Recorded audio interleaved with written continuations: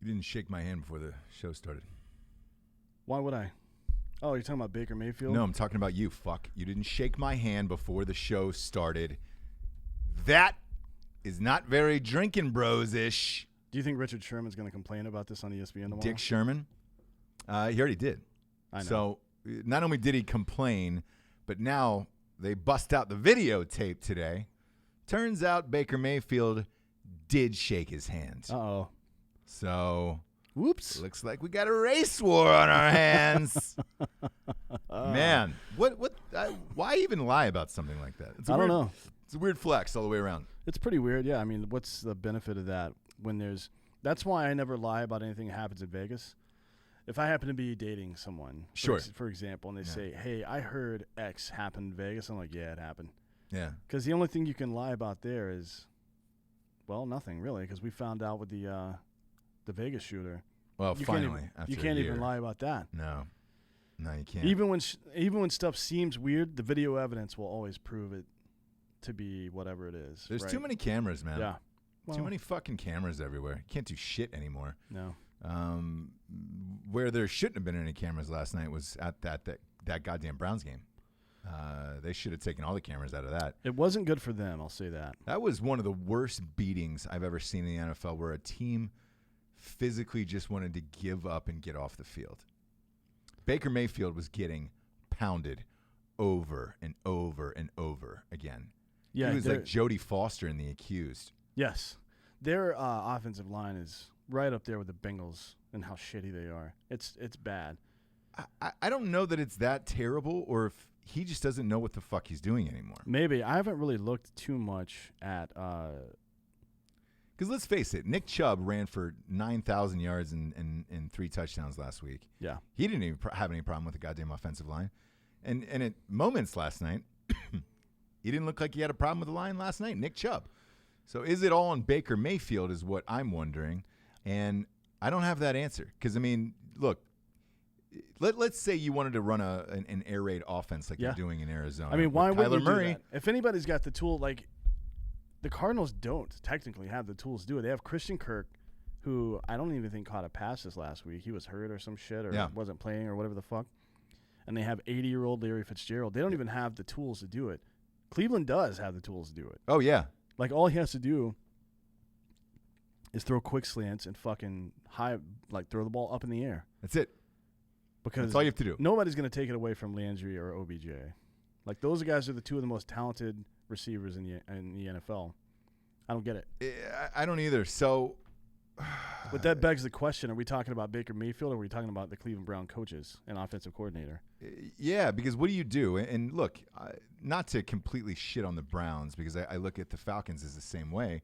Whereas you have so many weapons on that team, and a quarterback that's over 6 feet, that I don't understand why an offense can't work and can't click with that many weapons. I don't either. It doesn't make sense to me.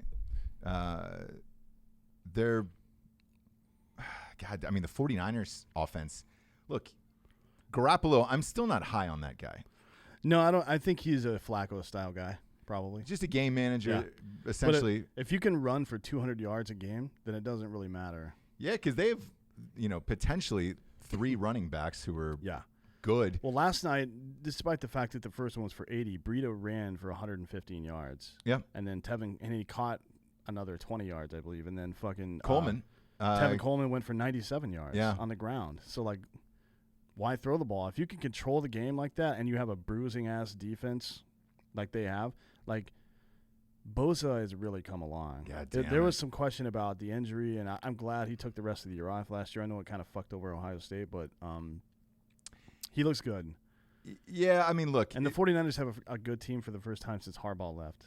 As a Buckeye homer, obviously, I wasn't mad that Bosa took the rest of the year off.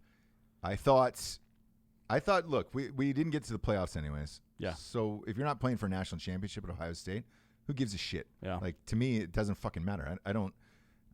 We blew out somebody in the fucking Rose Bowl last year, Washington or whatever. Like, yeah, I didn't even watch. Didn't need him whatsoever in that game. Wearing the Buckeyes jersey or T-shirt today because Bosa decided to plant that flag. Yeah, that was pretty funny. Once he sacked Baker Mayfield. hashtag never forget. I was at that game where Baker Mayfield planted the flag. Look, I like Mayfield's confidence and shit. I do too if you're great. That's what I used to love about Conor McGregor. Yeah. If you're great and you can back that shit up, congratulations, man. I want to see that all goddamn day. Deion Sanders, Ricky Henderson, there isn't a motherfucker on the planet who loves confidence more than me and brashness and hubris. I'm your guy for that. But if you can't back it up, then you got a fucking problem. And right now, Baker Mayfield's got a fucking problem. And a lot of people are really, really going after every square inch of his life now. Well, that's because he's acting like a guy who's been there forever, and he hasn't. He's acting like he's got street cred, but he doesn't yet. Like, you haven't done anything yet. Yeah. In the NFL. It's not like... Was he Rookie of the Year last year? I think he was, right? He had to be, because he set the record for most touchdowns in the season. Look, they've got game tape on him. You know who else they've got game tape on who's looked like shit the last 3 games? Is Lamar Jackson. I've never been high on Lamar Jackson either. The last 3 games, man, he hasn't looked great, and it looks like they've figured out his shit too. So maybe we'll see, man. Nothing lasts forever. I mean, shit. Patrick Mahomes got lit up last night. Yeah, but he got hurt, and look, the Kansas City Chiefs as a whole are hurt. They need Tyreek Hill to come back. They need, Shady McCoy got hurt. We're down to like the 30th Williams running back now. All those guys need to come back healthy, and you can't expect Mahomes to do it all. Luckily, we didn't bet that game because it was too many fucking points, but it was bound to happen, and it was bound to catch up to them eventually. Yeah. All the injuries and stuff. So they weren't rushing Hill along. They are now. I heard he's going to play this week. Thank Jesus. It seems like it. Thank Jesus for my fantasy team. I've been getting I've lost a couple of close ones. 2 of them I got blown out with. I think whomever I played against last week, their quarterback ended up with 48 points or something. Like, you're not going to beat a guy that does that. No. Like, when somebody on their team, if everybody plays normal and one of their guys scores 40 to 50 fucking points, that's just it. That fucks your whole. Because you're looking at a total. Will Fuller 5 had 55 points. Yeah, he killed it in fantasy as a wide receiver last week. Look, McCaffrey had 49. You expect that from him, though. Not 49, but you expect Cooper had 42. I mean, it was you had some monstrous performances last week that you could have gotten boned any which way from Sunday. The average PPR game, the scores are somewhere between 115 and 150. Right. So if you increase a guy's regular output by 30 points, that is a huge difference. And if you see that happening, just go ahead and put both fists up your own ass because you're going to lose that week. Oh yeah, I had I had in the Cutthroat Killers League, I had Will Fuller 5 on my bench. This other guy outscored me by 100, and I was like, look, I would have needed 2 of him. Yeah. It doesn't fucking matter that I didn't play him. I renamed that team the Injured Reserve Team because I can't keep. And that happens in fantasy, man. Where you have those years where you're like, man, I can't keep one healthy fucking dude on this team. No. That and the Drinkin Bros Underdogs League, one of them. I'm 1-3 or 1-4 in that one. Same thing, man. I cannot keep one guy healthy on those teams. The other 4 leagues I'm in, I'm absolutely dominating, which is great. But there's still some problems. And again, I know I said this last week, and I'm going to reiterate it. Even if you are 1-4, and you feel that you have a decent team, hang on. Just hang on one more week to see how this pans out, because some of these people who are injured are starting to come back. If Tyreek Hill comes back, that helps a lot of fucking people. Yeah. Mahomes only had 18 points. It's definitely going to help Mahomes. It's definitely going to help the running backs. It's going to help. It might take a week for a lot of things. What's the other guy's name? The fast kid? McCole Hardman? Hardman, yeah. Yeah. It's going to take maybe a week for them to get on the same page, because he and Tyreek Hill play very similar games. The good thing about that is that both of those guys have a lot of experience lining up in both the wideout and the slot, so they can kind of flip-flop and that's going to be fucked. Yeah. If you put Sammy Watkins as a wideout and then put both of those guys in a wideout and slot on a trips left or trips right, you're fucked. But there's no way to stop that. And that'll help your entire offense as far as fantasy goes. That'll help Mahomes. Obviously, Tyreek Hill owners, and then whoever the running back is, because you're not going to be able to stack the box anymore. Yep. So Just wait one more week. Again, even if you're 1-4, wait one more week and see how this shakes out. Detroit was on a bye. Detroit's got a lot of great players. And see how this goes, man, because there's also some people out there that are putting up decent numbers, like Minshew. Mm-hmm. Minshew's putting up great numbers. He's on a lot of waiver wires. Grab him. Man, Mason Rudolph. Is he dead or what? He might have died. That was crazy, man. Because he looks like he's a pretty good quarterback, apparently. But he might be dead. He might be dead. So what happened was their cart was out of juice. It broke down. So they had to pull the face mask off of his helmet. They couldn't put him on a cart, and they had to walk him off the field. Yeah. Man, that looks scary. I mean, that motherfucker didn't know where he was at all. That's pretty common now with concussions. They pull the fucking face mask off. And leave your helmet on, yeah. But walking him off the field, boy, he just kept saying, I'm fine. He did not know where he was. Anybody that keeps saying I'm fine repeatedly is not fine. If you don't believe me, go date a woman. Anything. And ask her if she's okay, and she keeps saying I'm fine, you're in trouble, bitch. Yeah. You're in absolute fucking hell at that point. She probably has a concussion. But the reason why I bring up Mason Rudolph is now you're down to your third-string QB in Pittsburgh. You can almost write all the Pittsburgh players off. So if you were getting killed by the likes of James Conner this year, or Juju, those guys now, that team is going to be dug into a hole into the ground and never be heard of for the rest of the year. I don't know if Mason Rudolph comes back for a few weeks, man, after a concussion that bad. Yeah. That's going to be a while. So now you're down to your third-string quarterback there. So, the rest of those fantasy players are nuked. That's going to help your roster.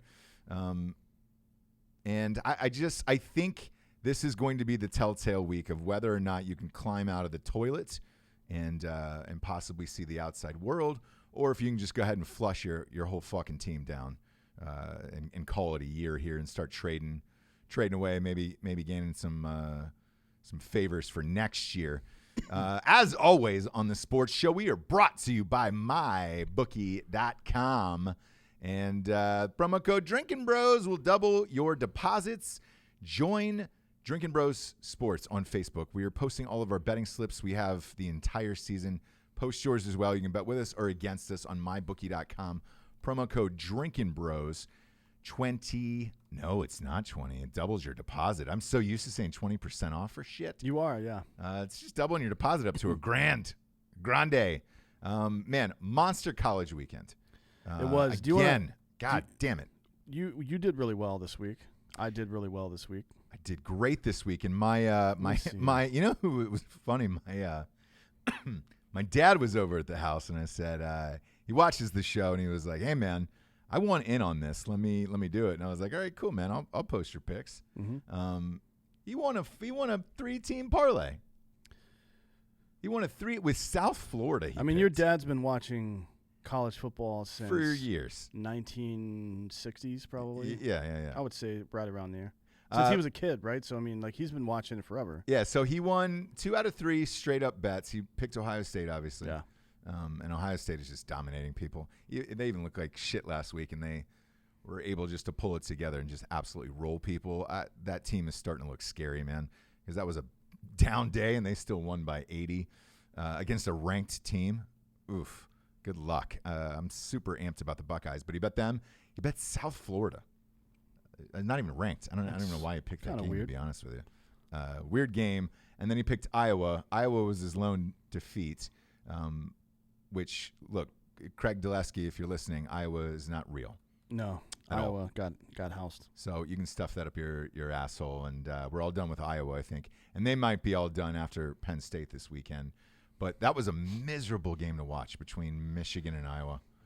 Just two teams that are holding on for nothing. It was 10-3. I feel like Iowa played their worst game of the season, and they still only lost at Michigan by 7. That just tells me how bad Michigan is, honestly. The quarterback for Iowa didn't look that great, that kid. No, he didn't. That's kind of the first time they've been on in prime time, and they look like garbage. Just absolutely, they look like garbage children out there, Iowa. And again, not a real state, so it does not really fucking matter with that. But we're gonna go to the scores here, and we're gonna. same as always, kind of run down what we do's in this shit as far as what our picks were, right? Monsters picks across the weekend. Look, Ohio State, no-brainer. 9th game. Yep. Michigan State, they blew them out. Look, it was 20 and a half is what that was. That's a big boy spread for 2 ranked in-conference teams. That is right on the cusp for me of not betting anymore. Yeah. But I thought we would win by 3 touchdowns. I think they ended up winning by 24 or 28. So it was way up, I feel blessed. Way up, I feel blessed. There was some teams we told you not to bet on, and just because spreads were too high, and we'll go through them. Look, this UCF-Cincinnati game we told you not to bet. UCF got beat again by Cincinnati. Yeah. Look, Cincinnati is now ranked this week. I told everybody they were a good team. Everybody was like, Ohio State beat them by 80. They're beating everyone by 80. Yeah. Cincinnati's 4-1 and now ranked. They're good, yeah. Yeah. So this was a good team last year. It's a good team this year. Ohio State is just that fucking dominant. Georgia, Tennessee. Man, Tennessee. There was a guy who brought a They're the live only 10 squirrel I see. into the game. Oh, I saw that. Yeah, he's an emotional support squirrel, right? Yeah. Yeah. And if you're Tennessee, that you should let anything that's going to help you with your emotions into that game. So, again, they're 1-4. They're terrible. Georgia rocked them. It was close for a quarter, and then that was it. Ohio State 34-10. They juiced them. They ended up dropping 24 in the second quarter and turning it on and called it a day there. Utah State was a big bet for me against LSU. It was 27.5. LSU has been putting the fucking numbers on people. They're averaging, I think, close to 55 points a game. Yeah, and Utah State is like not a real school. Not a real school. So I had zero problem betting on that, man, with LSU, and that was a big win.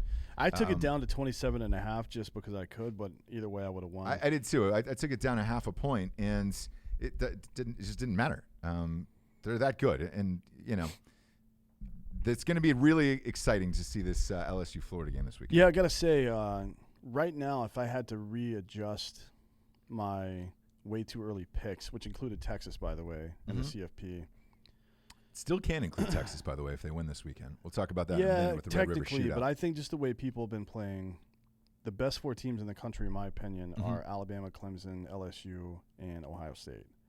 And I know Georgia is missing from that, and they're missing for a reason. They have not looked good to me lately. Nope. And frankly, they looked good against bad competition, and as soon as they started seeing good defenses, they fucking buckled. That's not a good sign. Yeah.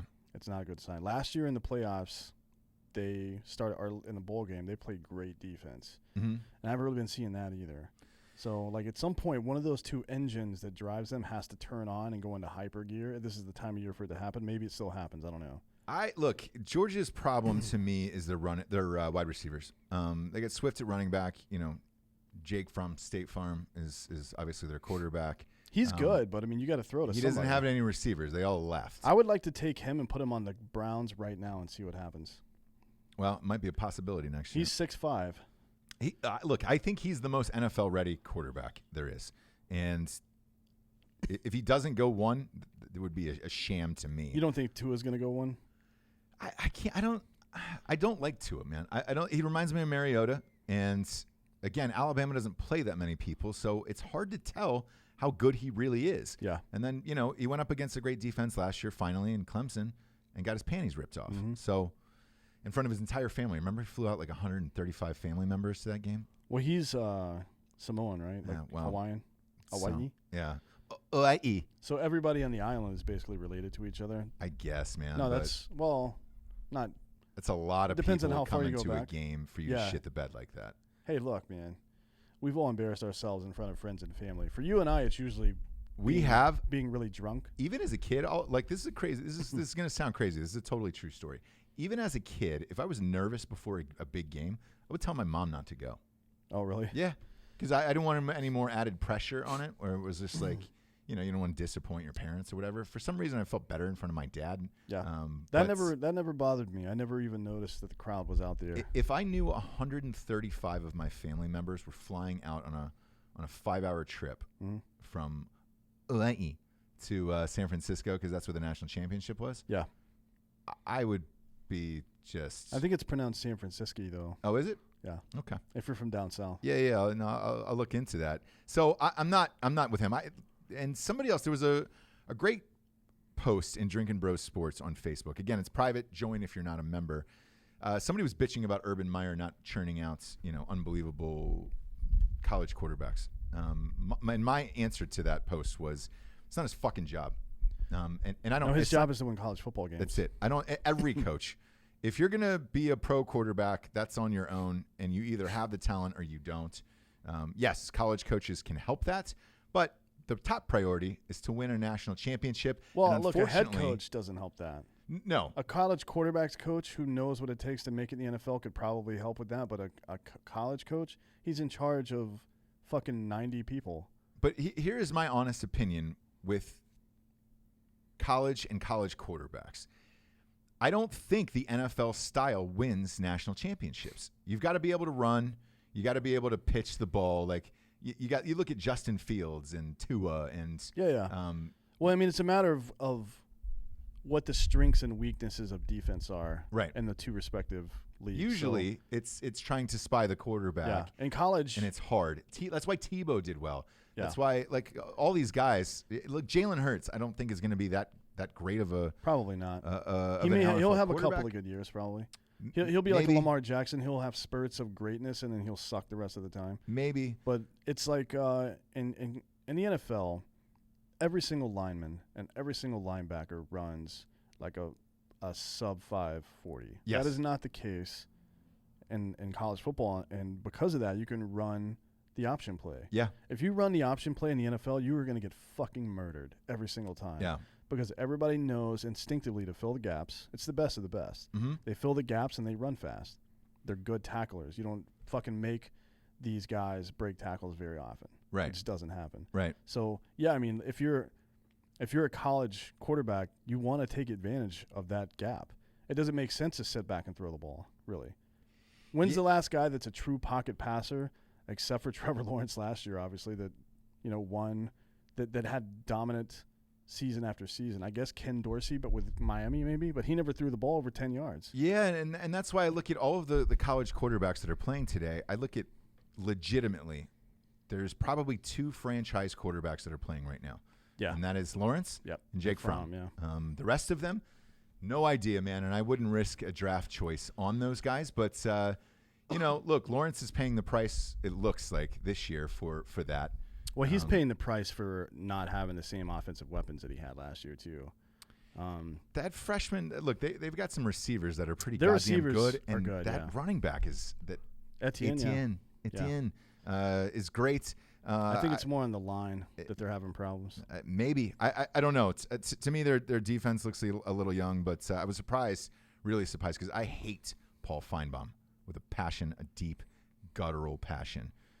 To hear him say that. Why do you hate him? He's an SEC homer, and no matter what, it's fucking SEC is the best, and everyone else sucks. I think yesterday was the first time in my life that I'd heard him say Ohio State would just rock Clemson right now, because I agree with that. I think they would rock anybody right now.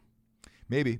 And look, I certainly hope so, but there's a lot of season left to shake out, and we'll go through these picks, and then we'll go to into next week here. Ohio State's got a bye this week, right? They do. So they're off, and they get to prepare for a Friday night game in Northwestern. And they're going to steamroll them. I don't care if that spread is 90. They are so pissed off that they scheduled that game on a Friday night, because Ohio State, let's face it, is one of the top teams in the country. They don't play on fucking Friday night games. Cox. That was gamesmanship there at Northwestern. Are they tied for third right now? Who? Yeah, they're tied for third with Georgia. Ohio State. Yeah. I didn't realize that. I thought they were fourth. No, they were. They bumped them up this week. And LSU is just on the outside. So honestly, I think that LSU is better than Georgia. I do too. So I agree with the rankings except for that. And I don't think Florida is 7. I think they have a great defense, but as soon as they play a team that knows how to handle that, they're going to get fucking rocked. This week they're going to get rocked. And by LSU, you mean? Yes, and we'll get to that in a second. But run through the rest of these college picks. Oklahoma, Kansas. That was too many points. Yeah. Told you not to take that. Hurts looked good again, but it was 45-20 against Kansas, which gives me pause for this upcoming weekend.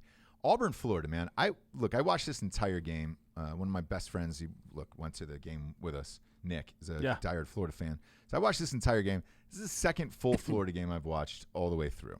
Obviously, you and I were at the Florida-Miami game. Yeah, we were rocked on White Claws, but we still watched the whole game. The Claws!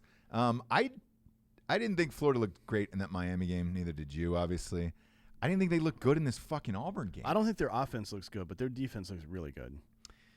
Their defense looks really good. The problem with LSU is even if you play a really good defensive game, they're probably going to throw up 30, and I don't think Florida can score 30 points against LSU. I don't know if Florida can score 30 points in general. Season. Look, they're down to a backup quarterback, so yeah. Trask has looked fine, but we will see here, man. This is the Auburn I thought they were. Oh, yeah. And a lot of Auburn fans hit me up when they were like, man, told you we weren't, because I said they were going to lose 4 games this year. Yeah. Every Auburn fan was pissed. This was one I said you were going to lose before the season started. You know what else you're going to lose? Georgia and Alabama, and then probably whatever your bowl game is. I think they have to play LSU as well. That could be their 4th one. Yeah. So, well, they're not going to win that game. So. Congratulations. Their quarterback just is too young, man, for Auburn. Did you end up taking that Wisconsin game? It was 37. I didn't, man. Again, we said on the show. I took it late in the Too many points. Friday night, I was like, you know what? I'm just going to buy a point. I think it's 36 is safe. And I took it. And they won by 48. I'm like, I just wasted fucking a point right there. Yeah. I said on the show that was too many points. I didn't do it. I do those on my own time, by the way, and don't broadcast it because I don't want you guys making the same stupid mistakes that I do. I was just I was like, you know what? No, there's a lot of games, man, where I'll just bet it just to bet it with like listeners and shit on Drinkin' Bros Sports, where if they're up and they're like, hey, man, this is one of my favorite teams or whatever, and I'm like, I'm bored. If there's nothing going on Friday night, I'll throw a hundo on. Yeah, if you want to call us out, fucking do it in the Drinkin' Bros Sports group. Yeah. I'll fucking bet against you. I don't give a shit. Absolutely, man. Even if it's just $10 or $15 or $20. Yeah, we'll do it just to do it, man, on a Friday night if nothing's going on. Notre Dame Bowling Green, again, this was too many points. I think it was 53.5.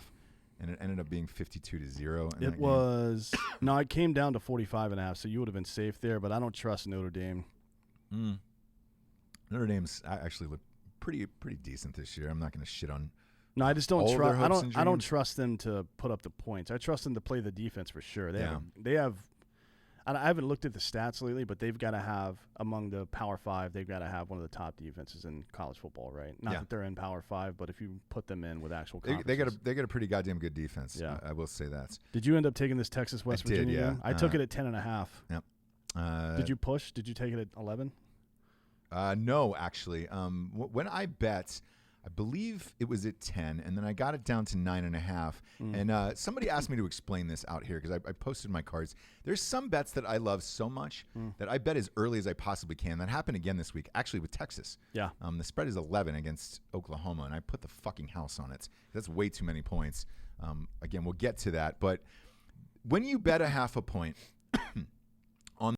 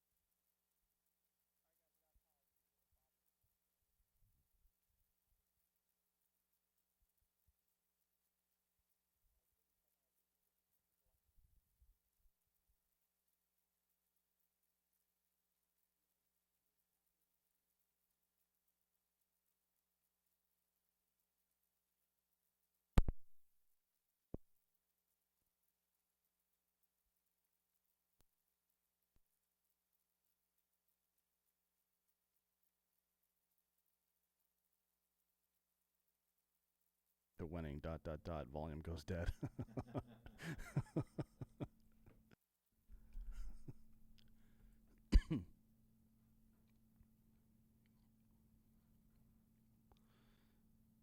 Fucking. The Stros are gonna win. Yeah, tonight. there we go. There we go. A little audio kick out here in the new studios. We just got a new studio, by the way. I know we got one a couple months ago, but we've outgrown that, and we're testing other podcasts. Is what we're doing. So we got a new studio in here, and almost the electrical will be done. What, next week? All of it? Yeah, the end of next week when we're in New York. Yes. Yeah. It should all be done when we get back. Yeah. So if audio's up and Adam for the people, because we go live on YouTube. Subscribe to the YouTube channel. Yeah. We go live on YouTube. Next up was at Purdue. Wait, let me repeat what I said because it seems like I got cut off there. So if you see the morning of a game that you weren't planning on betting on shift half point, a full point especially that morning, usually somebody that's in the know or somebody that knows somebody got convinced enough to spend a fuckload of money on that, because you don't see a whole lot of last-minute bets all to one side happen without some kind of information.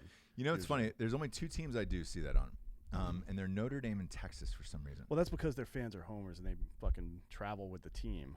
So they probably know people on, like, nobody travels like Notre Dame. Nobody. Well, maybe Ohio State. Ohio State probably. But I don't even think Ohio State can beat Notre Dame when it comes to traveling to foreign stadiums. They have more alumni. Because there's Catholics everywhere. Yeah. There's also Ohio Staters everywhere. Yeah. Fucking dumb eyes. You're welcome. Fucking suck. Purdue, Penn State. This was 28. I said, look, that's too many fucking points. This ended up being a push. Well, Purdue didn't have a cancer kid this time, so. Man, Dan, that is. I didn't make that up. Reddit did. Yeah, I'm just repeating it. Yes. That's fine to do that. Oregon. We do not bet on Oregon anymore. And No. This was 17-7. Oregon can get fucked. Yeah. I'm sure whatever it was, they did not cover. They are the Seattle Seahawks. Oh, no, I bet against football. Oregon. I got it at 17.5. I took Cal with the points, and I won. Man, I don't touch that shit at all. No, because I fucking hate Oregon, so I'm going to bet against them forever now. You said that on the show last week. You're right. I fucking hate them, dude. They're fucking the worst. Iowa. Look, you crushed my dreams here. This was 4 or 4.5, and couldn't do it. 10-3. That was an awful game. And Michigan scored 10 points in the first quarter and didn't score again the rest of the game, and you did nothing. You did absolutely nothing. Therefore, Iowa does not exist. Neither does Michigan, man. I don't know what you're going to do. Dulesky. Huh? Yeah, Michigan as a state is coming dangerously close to not existing. Whew, what are you going to do when Ohio State comes to town?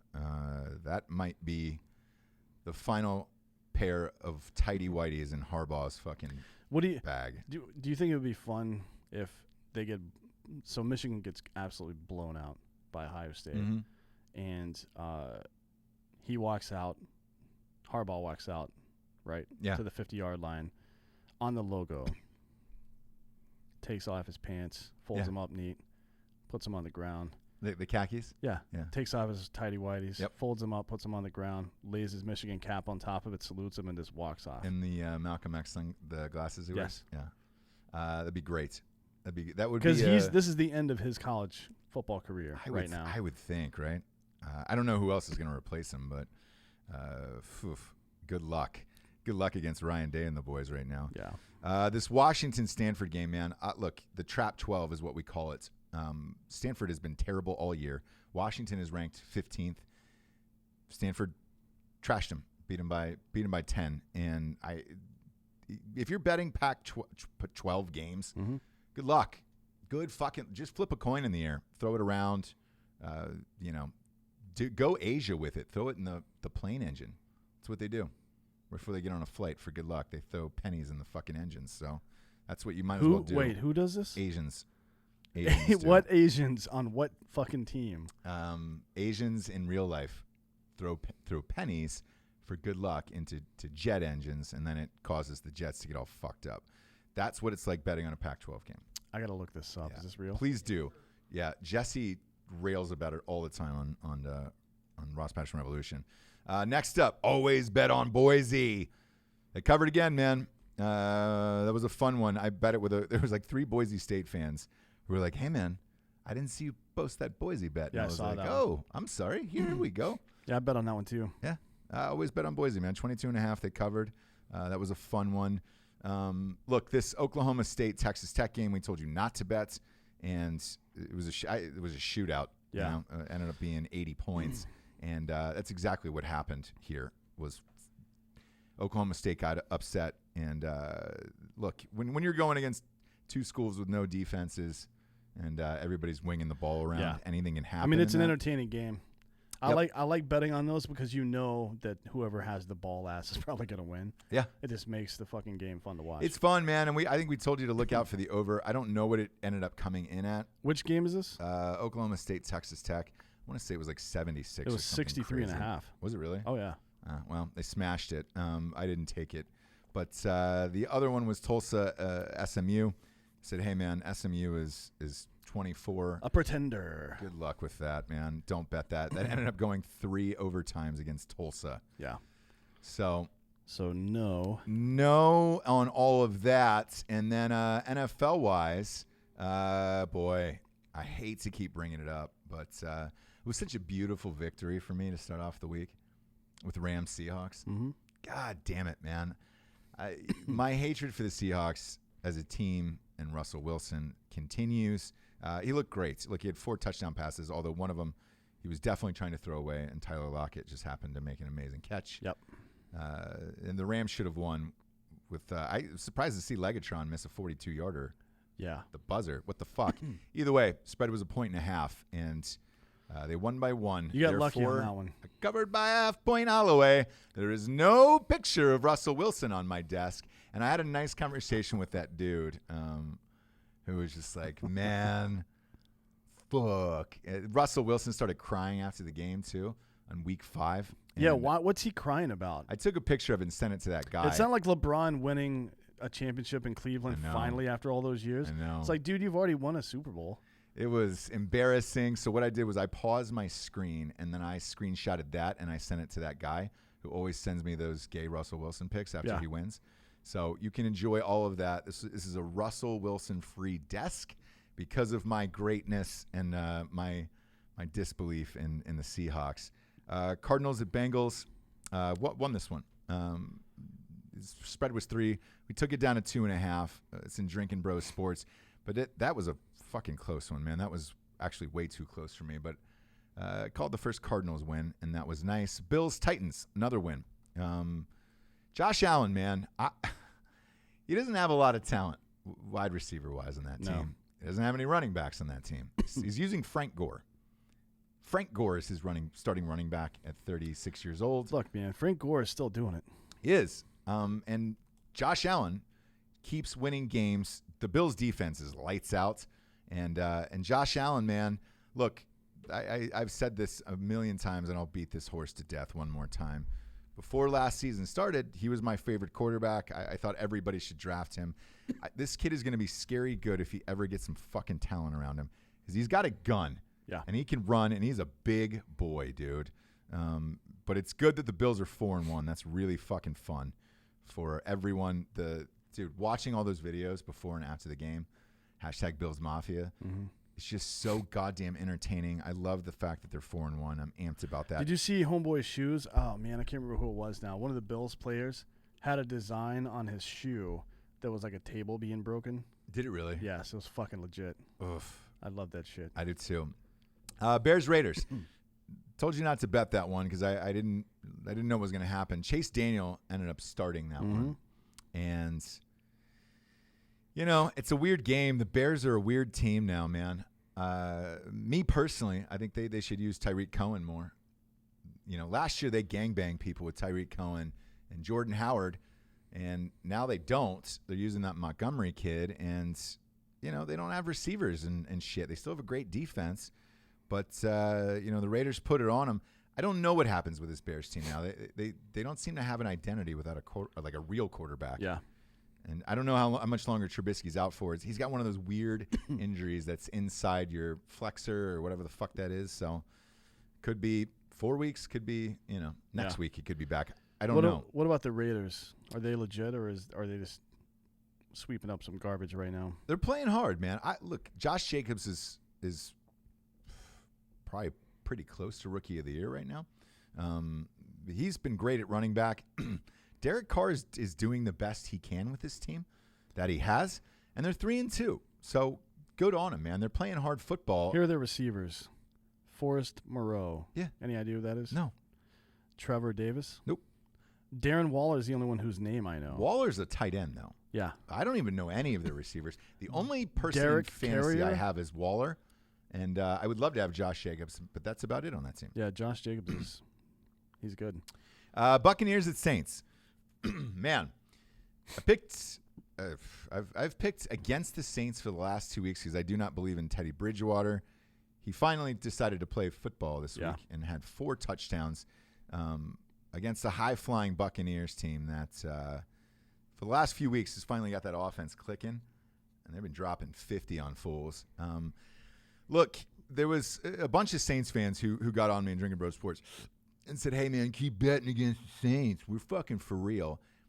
You're for real not because of Teddy Bridgewater. It's because of your defense, man. Yeah. That defense has really shown the fuck out this year. Mm-hmm. And I will go on record now and say, now that they're 4-1, that when Breeze comes back, if he's able to come back healthy, this team will go to the Super Bowl, and they might even fucking win it. Maybe, yeah. I mean, we'll see. When Breeze comes back, we'll see. With a defense this great, and who else in the – because the NFC to me is real shitty, man. Yeah, I mean, everybody thought the Rams would be a contender. I did, and but they'll be in the playoffs, but I don't know what's wrong with Gurley. I don't know. I don't think Goff is the guy. Brandon Cook's got a concussion this week. Yeah. Cooper Kupp has been lights out. If you have him in fantasy, congratulations. He's been great. But look, man, the Saints, for all you Saints fans out there, I am saying they're going to make the Super Bowl. If you're this great with a shitty quarterback, when Breeze comes back, you could be electric, especially in an NFC that is not that great this year. Vikings, this game I did win heavily. Yeah, I thought they would bounce back. I thought Thielen would have a good game, which he did. I don't know what they're going to do with Stephon Diggs and that sitch. I don't either. I mean, he's got to go now. There's been too much hell raised at this point. There's no coming back from that. One would think. I know 4 teams have reached out to the Vikings, and they said no. So they said it's going to have to be a pretty special offer. I don't know. I don't know what's going to happen then with these guys. They still settled for a lot of field goals in this game, so there's still work to be done in Minnesota, but they certainly have the talent, man. It all comes down to Cousins. I'm not a believer in Kirk Cousins. To me, he's like he's a Trubisky. He's all these other guys. They're like good, but they're not great. They're not good enough to win Super Bowls. I'm with you that he's probably not good enough to win a Super Bowl, but I think it's a playoff team. We'll see. Jets, Eagles, again, not even fair to bet against the Jets anymore. They're down to Falk, a guy named Falk was their quarterback this week. Yeah. I don't even know where he came from or who he is. Nothing. They're playing the Cowboys this week. Is Darno going to be back? Maybe they're looking into it now. Actually, yes. Well, fuck, we'll be at that game. We will be at the game. We'll be at the Cowboys Jets game. Maybe we'll see the Jets' first win of the season, but I doubt it. I doubt it too. Also, we will be at the Yankees game next week on Wednesday. Correct. Yep. So they'll. Unless something crazy happens. As long as the Astros win and close out. Yeah, they'll win tonight. We will be at next Wednesday's Yankees game, the ALCS, which will be a fucking blast. If you're listening now, by the way, I'm not going to get into the reasons why, but Houston's going to win tonight. The reason why is Justin Verlander. Yeah. That's it. And they also have Garrett Cole in relief tonight if he needs to pitch. So that game is over already. Yeah. Yeah. Sorry, Rays fans. There's like 7 Tampa Bay Rays fans. I'm sorry to each and every one of you. Yeah, well, all 7 of you can get fucked because we really need to see that Yankees-Astros series. That's what we came for. So the Eagles-Jets, look, Eagles blew them out. Ravens-Steelers, man. That was another fucking half-point Holloway win there for the Ravens. I won that one with a half a point, as a matter of fact. Man. I'd say we took it down to 2.5 in that one, and it shouldn't have gone into overtime, man. The Steelers team is not very good, especially when they lost Mason Rudolph. I don't have a lot of belief in the Ravens going forward now because that should have been a game that they easily won. Their offense is sputtering. Fucking Lamar Jackson threw 3 picks. I think teams are starting to figure him out. This is going to affect the way I bet the Ravens for the rest of the year. Unfortunately, it's going to affect me in fantasy because he's been shitty here the last couple of weeks, and I don't know what to do. Well, they play the Bengals this week, so they're probably not going to lose. Oh, the Bengals are a cure for whatever ails you.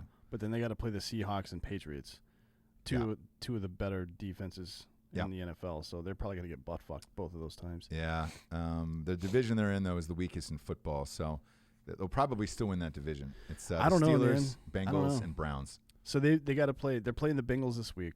Mm-hmm. They'll win that one at least. Yeah. Then they go Seahawks, Patriots, and they play the Bengals again. They'll probably win that one. Then they have Texans, Rams, 49ers, Bills. Probably going to lose every single one of those games. It's a tough one. Maybe they'll win the Bills game. Then they play the Jets, and then they play the Browns and Steelers again. Mason Rudolph will probably be back by then, but who knows? Who knows, man? The Steelers will not be in contention by then, so they. No, look, the Steelers are done. That's it. They're 1-4. This is over.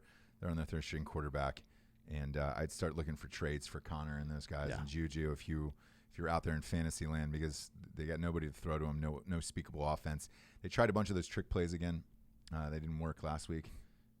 They worked last week, didn't work this week. So, sorry, Steeler fans. Maybe next year. Patriots destroyed the Redskins, and then the Redskins fired their coach after the game.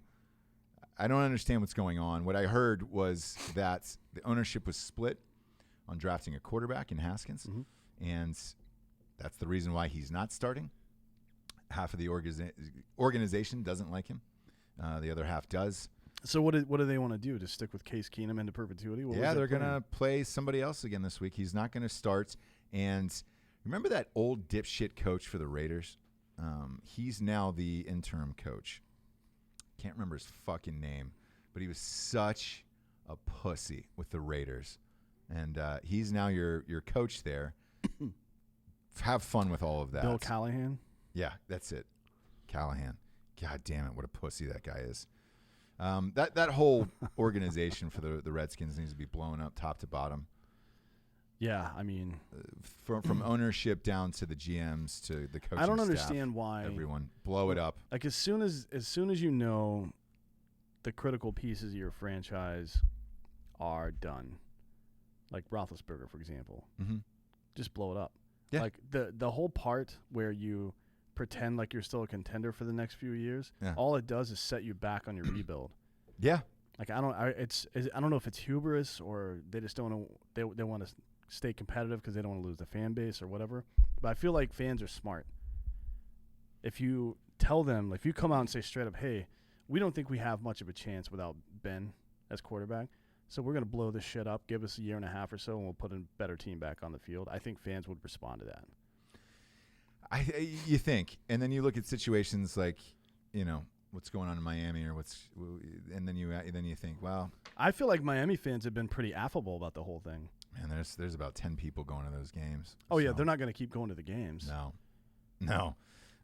Jaguars Panthers didn't pick this game. It was too tough to call here. I picked it. Look, it is watching McCaffrey play CMC is a gift every single week. I've got him in a couple of my fantasy leagues.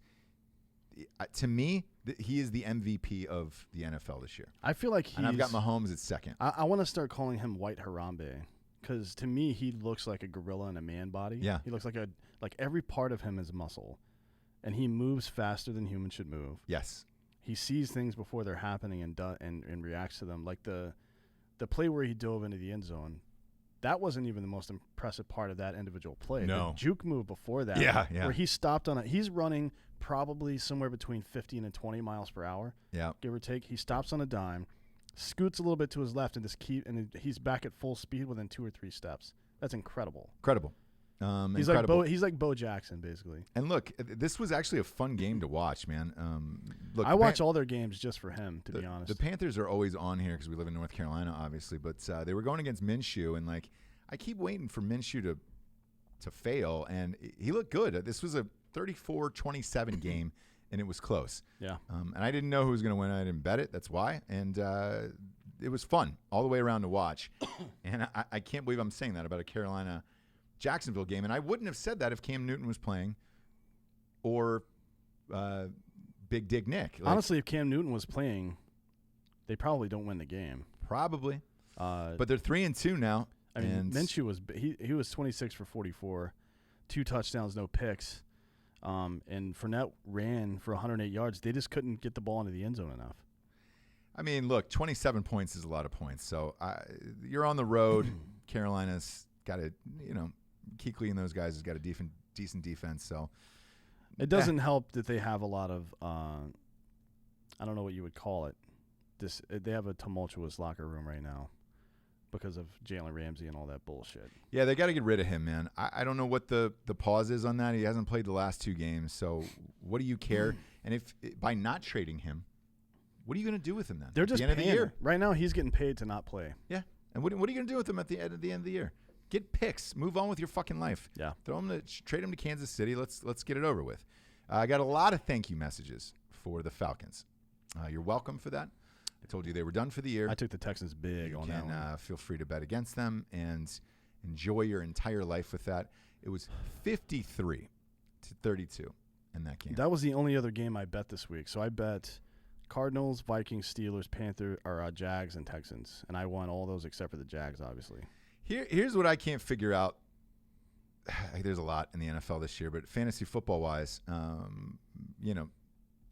Matt Ryan's actually had a great year fantasy football-wise. I think he put up 33 points in this game, fantasy-wise. The Falcons are goddamn terrible. Yeah. None of these points are going to Julio Jones. The Falcons are kind of like Jordan when he played for the Wizards. You know what I mean? Like you have one of the better, even at that age, Jordan was still like, he easily put up 25 points a game, easily. Yeah. Like he would just sit in the low post, do a quick turnaround, and fucking every single time every single game he would score.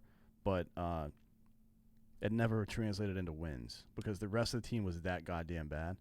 And look, the Falcons aren't that bad. Their running game sucks this year. It's one of the worst in the NFL. Devonta Freeman just can't put it together. But Mohamed Sanu had another good game. He had another good game. Ridley had another good game. I don't know why you can't throw to the best receiver in football in Julio Jones. I'll flip it over to the Texans side because they torched it, and Fuller had 9 million points in fantasy. It was amazing. He had like 53 points or some shit. Yeah, he did. 54.7, I think, was the total. But another big receiver that I can't figure out is DeAndre Hopkins.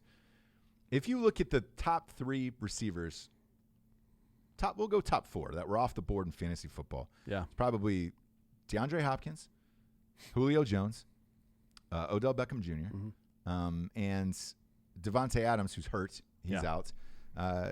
These guys, man, are not – these are all first-round picks that have not Tyreek Hill's performed. been out all year too. Yeah, that's 5. So you're down to these weird players, man, that's you got to draft deep. I took a guy of second to last round, Cortland Sutton, for the Broncos. He's had a great year. Yeah, he's doing well. And what do you think is going to happen? Do you think these guys are coming back and they're going to actually perform? Yeah. So I was looking at especially because the injured guys for sure. Like Tyreek Hill's going to come back. Devontae Adams is going to come back. Yeah, Green Bay, he'll come back and they'll put up points. But the rest of these guys, Julio Jones has not been hurt so far as we know, right? No, he's not hurt. So Hopkins is not hurt. Why they're not throwing to him, I don't know. Hopkins, I don't know, man. Look, he had like 7 catches for 88 yards. It's not a terrible game by any stretch, but it's not a breakout game where you're like, his team scored 53 points. I know, and he couldn't break 100 yards. It's strange, man. It's a very, very strange year in fantasy football. Again, I'll stress this again. These guys are all due for breakouts, so hold on to your team before trading them, even if you're 1-4 right now. But you're welcome for me canceling the Falcons because that's exactly what happened. That was atrocious. Broncos at Chargers. I lost this game, but I bet the Chargers at home. I thought with Melvin Gordon and Eckler in the backfield, this would be a 1-2 dominating punch that nobody could stop, especially the Broncos, who were 0-4 at that point, playing at the Chargers. Now, granted, Chargers don't have a home field, so it doesn't really matter as far as home field advantage goes, but the Broncos have been really fucking shitty. The weird thing is Melvin Gordon doesn't look like he fits in this team anymore. Austin Eckler was smashing people all year. If I'm the Chargers and watching Melvin Gordon play for this last game, I think it upsets the balance of the team, and I think I fucking trade him. The Bills need a running back. Trade him to the goddamn Bills if you can. I look at getting rid of him. Austin Eckler's fine. You're not going to have Melvin Gordon in the offseason anyway. So, and I don't look. Melvin Gordon's not helping his cause here with 33 yards this weekend to get a $15 million a year contract that he wanted. So trade him. I say trade him. And the Chargers, it's a little surprising to see them at 2-3. To be honest with you, I don't think so. I think Evan always says this, and it's not like his quote or anything. It's pretty ubiquitous in the management field. But attitude is, it's like cancer. It spreads fast, good or bad. Mm-hmm. Like good attitudes spread real fast. It's contagious, that shit. And when you have guys like sitting out for more money, if the locker room's behind them, usually you don't see a dip in performance. Like the Cowboys, for example, they didn't seem worried at all. They were really supportive of Zeke. Right.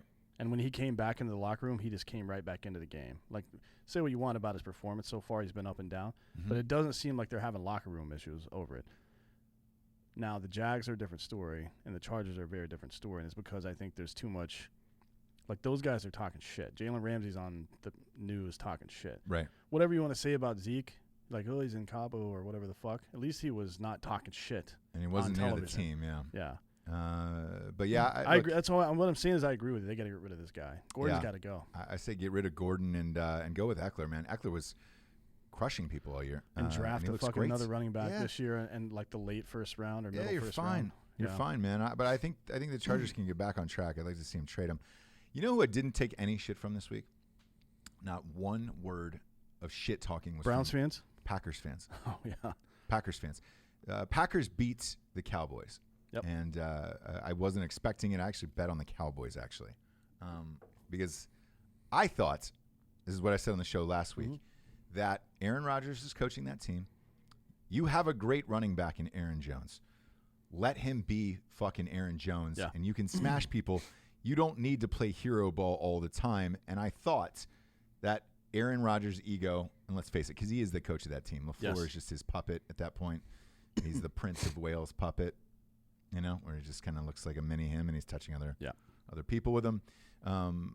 But I don't know if he listens to the show, Aaron Rodgers, but Aaron Jones went off. 4 touchdowns, 9 million yards. Well, he had 49 fantasy points. He had 19 yards, 19 attempts, 107 yards, 4 TDs, and 7 receptions for 75 additional yards. Like, that's how you use a talent like that. That is old school Le'Veon Honestly, Bell. I don't think it's Aaron's pride or anything. I just think he's had shitty running backs for so goddamn long. He may have forgotten how to even use one. When's the last? When has he ever had a running back that's this talented? Aaron Jones has been there for 2 years, man. Yeah. And look, this has been happening every single game. I don't know what happened. They said, hey, let's try it out. Let's try out a running game and see if that works. Well, they did it against Minnesota too and beat Minnesota pretty well. He had 23 carries, 116 yards. Yeah. So I don't understand, man, why you're not leaning on him more. Maybe they will after this. And look, the Packers are 4-1. If they figure this out and they can balance this run offense, and then Adams comes back, with Aaron Rodgers, again, it's about balance with the Packers, which they haven't had in years. Yeah, if they can balance this out, they might go on to be pretty goddamn decent. They're definitely going to win that division. Oh yeah, but the Cowboys, man, look. I don't know what you do with this. Jason Garrett's got to go. We've said this for years. I think it's not necessarily even reflective of his coaching style or how much respect he has in the team. It's just sometimes you need a new guy. Yeah. Sometimes you just need a new guy. He motivates people differently. Maybe, like, if you're doing a lot of you guys out there know this. If you're working on some kind of complex problem, whether it's an intelligence thing or fucking counter insurgency, or if it's just like issues at work, like at your 9-to-5 job, sometimes you get fucking in a rut and you're like, hey, let's bring somebody else in to take a look at this, get some fresh eyes on it. That helps. And probably nowhere does it help more than in professional sports, because you get locked into there's immediate gratification when you make a good decision, right? So like Lamar Jackson, he does what he does and it's working and working and working, and then when it stops working, he's like, well, it'll work again. It's the old NBA adage, shoot or shoot. Mm-hmm. Like Steph Curry can miss 20 in a row, he's going to keep shooting no matter what. But that's Steph Curry, right? Nobody's adjusting to his jump shot. That's just his jump shot. But people adjust to your offense in the NFL really fast. Some of the smartest people in the fucking world are fucking doing this shit because they get paid millions of dollars to do it. Yeah. I don't mean the players. I mean the coordinators and shit. Sure. And if you're not able to be flexible and change, then you're going to start – you'll get exposed at some point.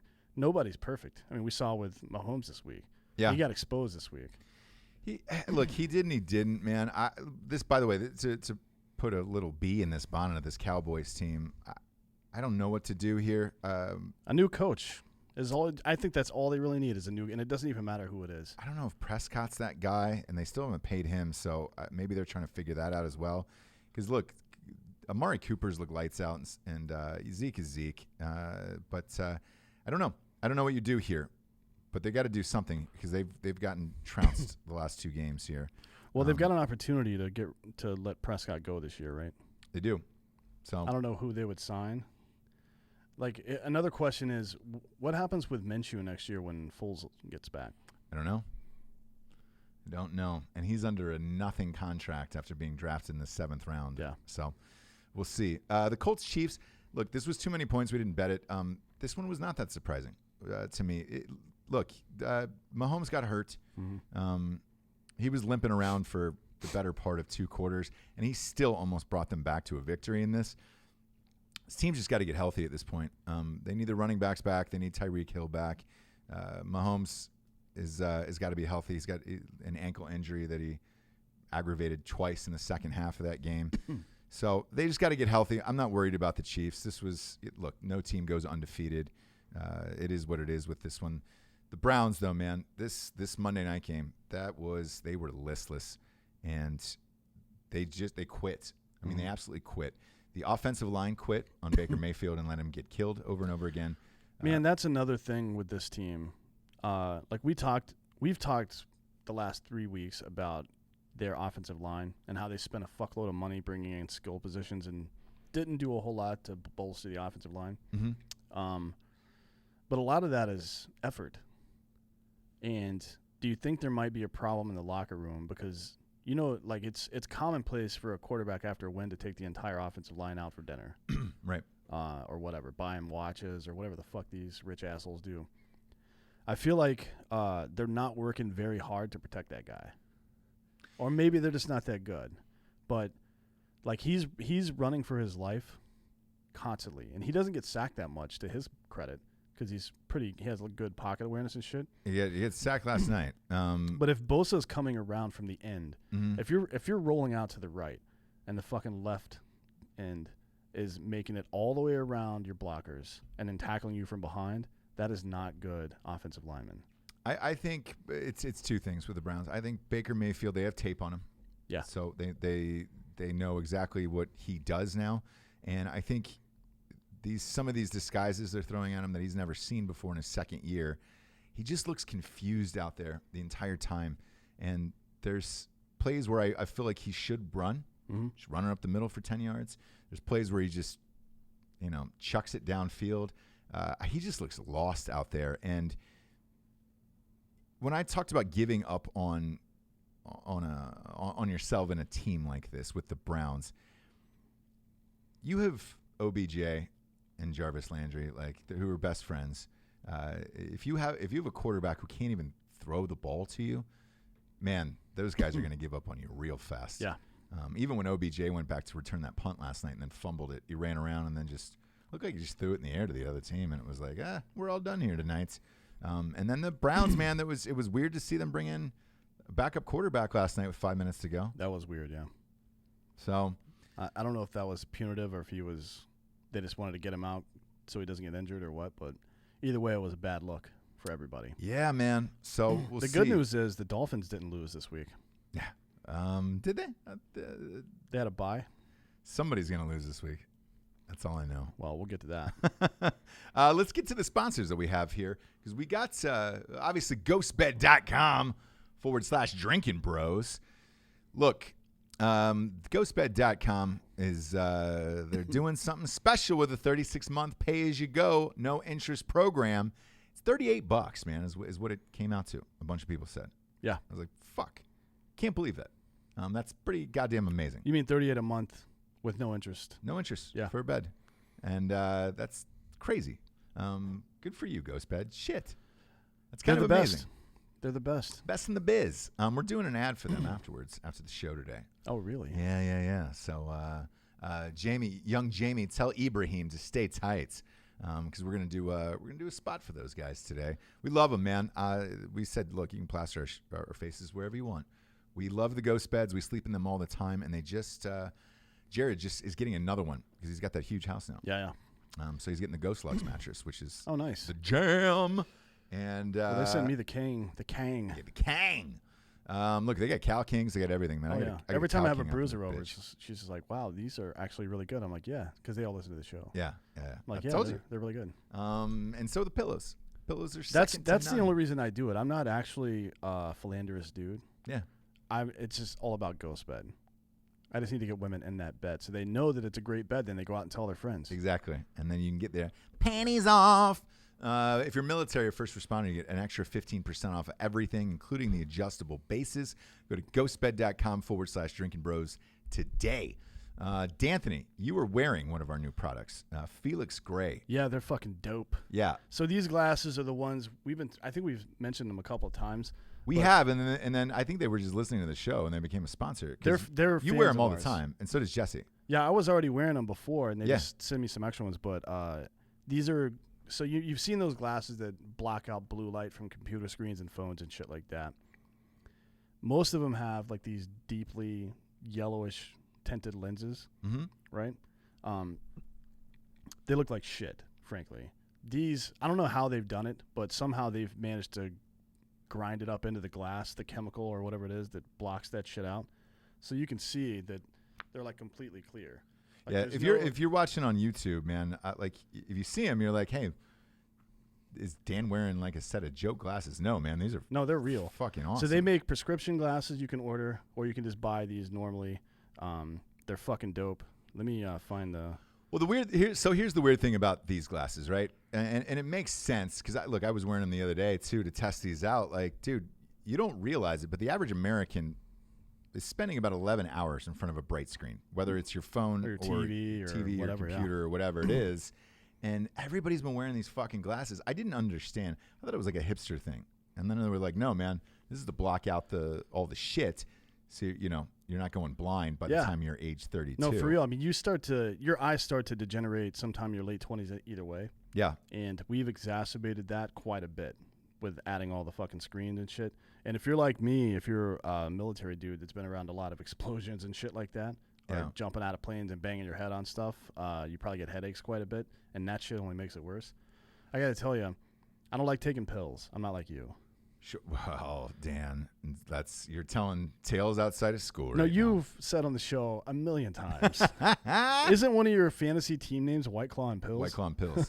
Send the pills in. Anyways, I prefer. I don't like homeopathic shit because that's retarded. Look, there's medicine and then there's not medicine. There's no alternative medicine. That's not a thing. So get fucked. At any rate, this stuff is real nice. Yeah, it'll help those headaches. It helps mine for sure. Yeah, man. So go to FelixGrayGlasses.com. That's FelixGrayGlasses.com/Drinkin Bros. You get free shipping and a 30-day risk-free return, man. It's FelixGrayGlasses.com/Drinkin Bros. I'm going to say it one more time because they're new and they're going to be here for a while because everybody's wearing these things. My wife wears them. You wear them all the time. I love them, dude. I wear them every single day. Yeah. It would be a little much if both of us was wearing them, I think. Yeah, it would be. Well, you don't use these. But they got cool shit for dudes as well. So you can just go on there and they've got like 30 different types. You've got a pair of Malcolm X ones too. Yeah, they're fucking dope. I think I was wearing them last week on the live show. Yeah, FelixGrayGlasses.com/Drinkin Bros. Get them. Last but not least, who we got, D'Anthony? Let's see. Is it boxofawesome.com? As a matter of fact, it is. Yeah. Goddamn right. You goddamn right. Boxofawesome.com is up in this piece. By the way, I just wanted to, before we move on, I wanted to say this. Good. Felix Gray actually used the phrase Netflix and chill in the copy Did that they they really? sent us. Yeah, like you can use these for all these, reasons. Yeah, Netflix and chill is one of them, and it makes sense to me because one of the things that happens with blue light exposure over time is it makes your eyes tired. Uh-huh. So you get that beer goggle effect. Look, you don't want to end up walking out of a bar late at night. So let's say you were on your computer at work all day. You don't want to end up walking out of that bar with someone that Jared might take home. For example. Yeah, a nice 6. 5.5. Yeah, well, we round up on this show. We do. That's true. You can buy a half point with Jared's girlfriends. Oh, boy. Yeah, so, look, man, keep those eyes rested. Get the fucking glasses on your face, dude. I get it. Look, Jesse wears them all the time for the same reason. To pick up chicks at bars? I'm in. Yeah, well, fucking she stares at screens all day and shit. So. Oh, I see. FelixGrayGlasses.com/Drinkin Bros. And last but not least, boxofawesome.com, which, man, dude, they keep just sending out the hits month after month after month. If you're a dude in this life, just take it's 5 questions, and they'll determine what kind of man you are, and then that's what determines what kind of fucking rad box you get per month. And each month it's a mystery. It's like a little box of Christmas every single month at boxofawesome.com. Promo code Drinkin Bros, 20% off there. I told you about the knife last time. The handheld thing that you chop up meat with? Yeah, those things are dope. Awesome, man. Dop kit travel bags I've gotten. You've gotten whiskey decanters and fucking all kinds of cool shit. And a lot of the stuff they have is like it's made by bespoke, right? So it's really high quality stuff. Post. And a lot of it is handmade. Super high end shit, yeah. A lot of it is handmade. So the knives, like if you get one of their knives, it comes in a leather scabbard. Yeah. That's like fucking clearly hand sewn. They're dope as shit. I love these things. They're amazing, man. And I like the smell of fresh leather, too. It smells like murder. It makes your house look richer than it is for the ladies. Yeah, it's like this shit's only $45 for it's the Ron box. Burgundy. It's fucking leather-bound books. That whole great. Switch, yeah. Shit's only $45, dude, for the box, dude. It's well worth it, dude. Look, it's been coming to the house for a long goddamn time now, and I love it. Let's hop into this week's spreads, shall we? Go to MyBookie. Bet them now, dude. MyBookie.com. Promo code Drinkin Bros doubles your deposit all the way to $1,000. Here's the Friday night game.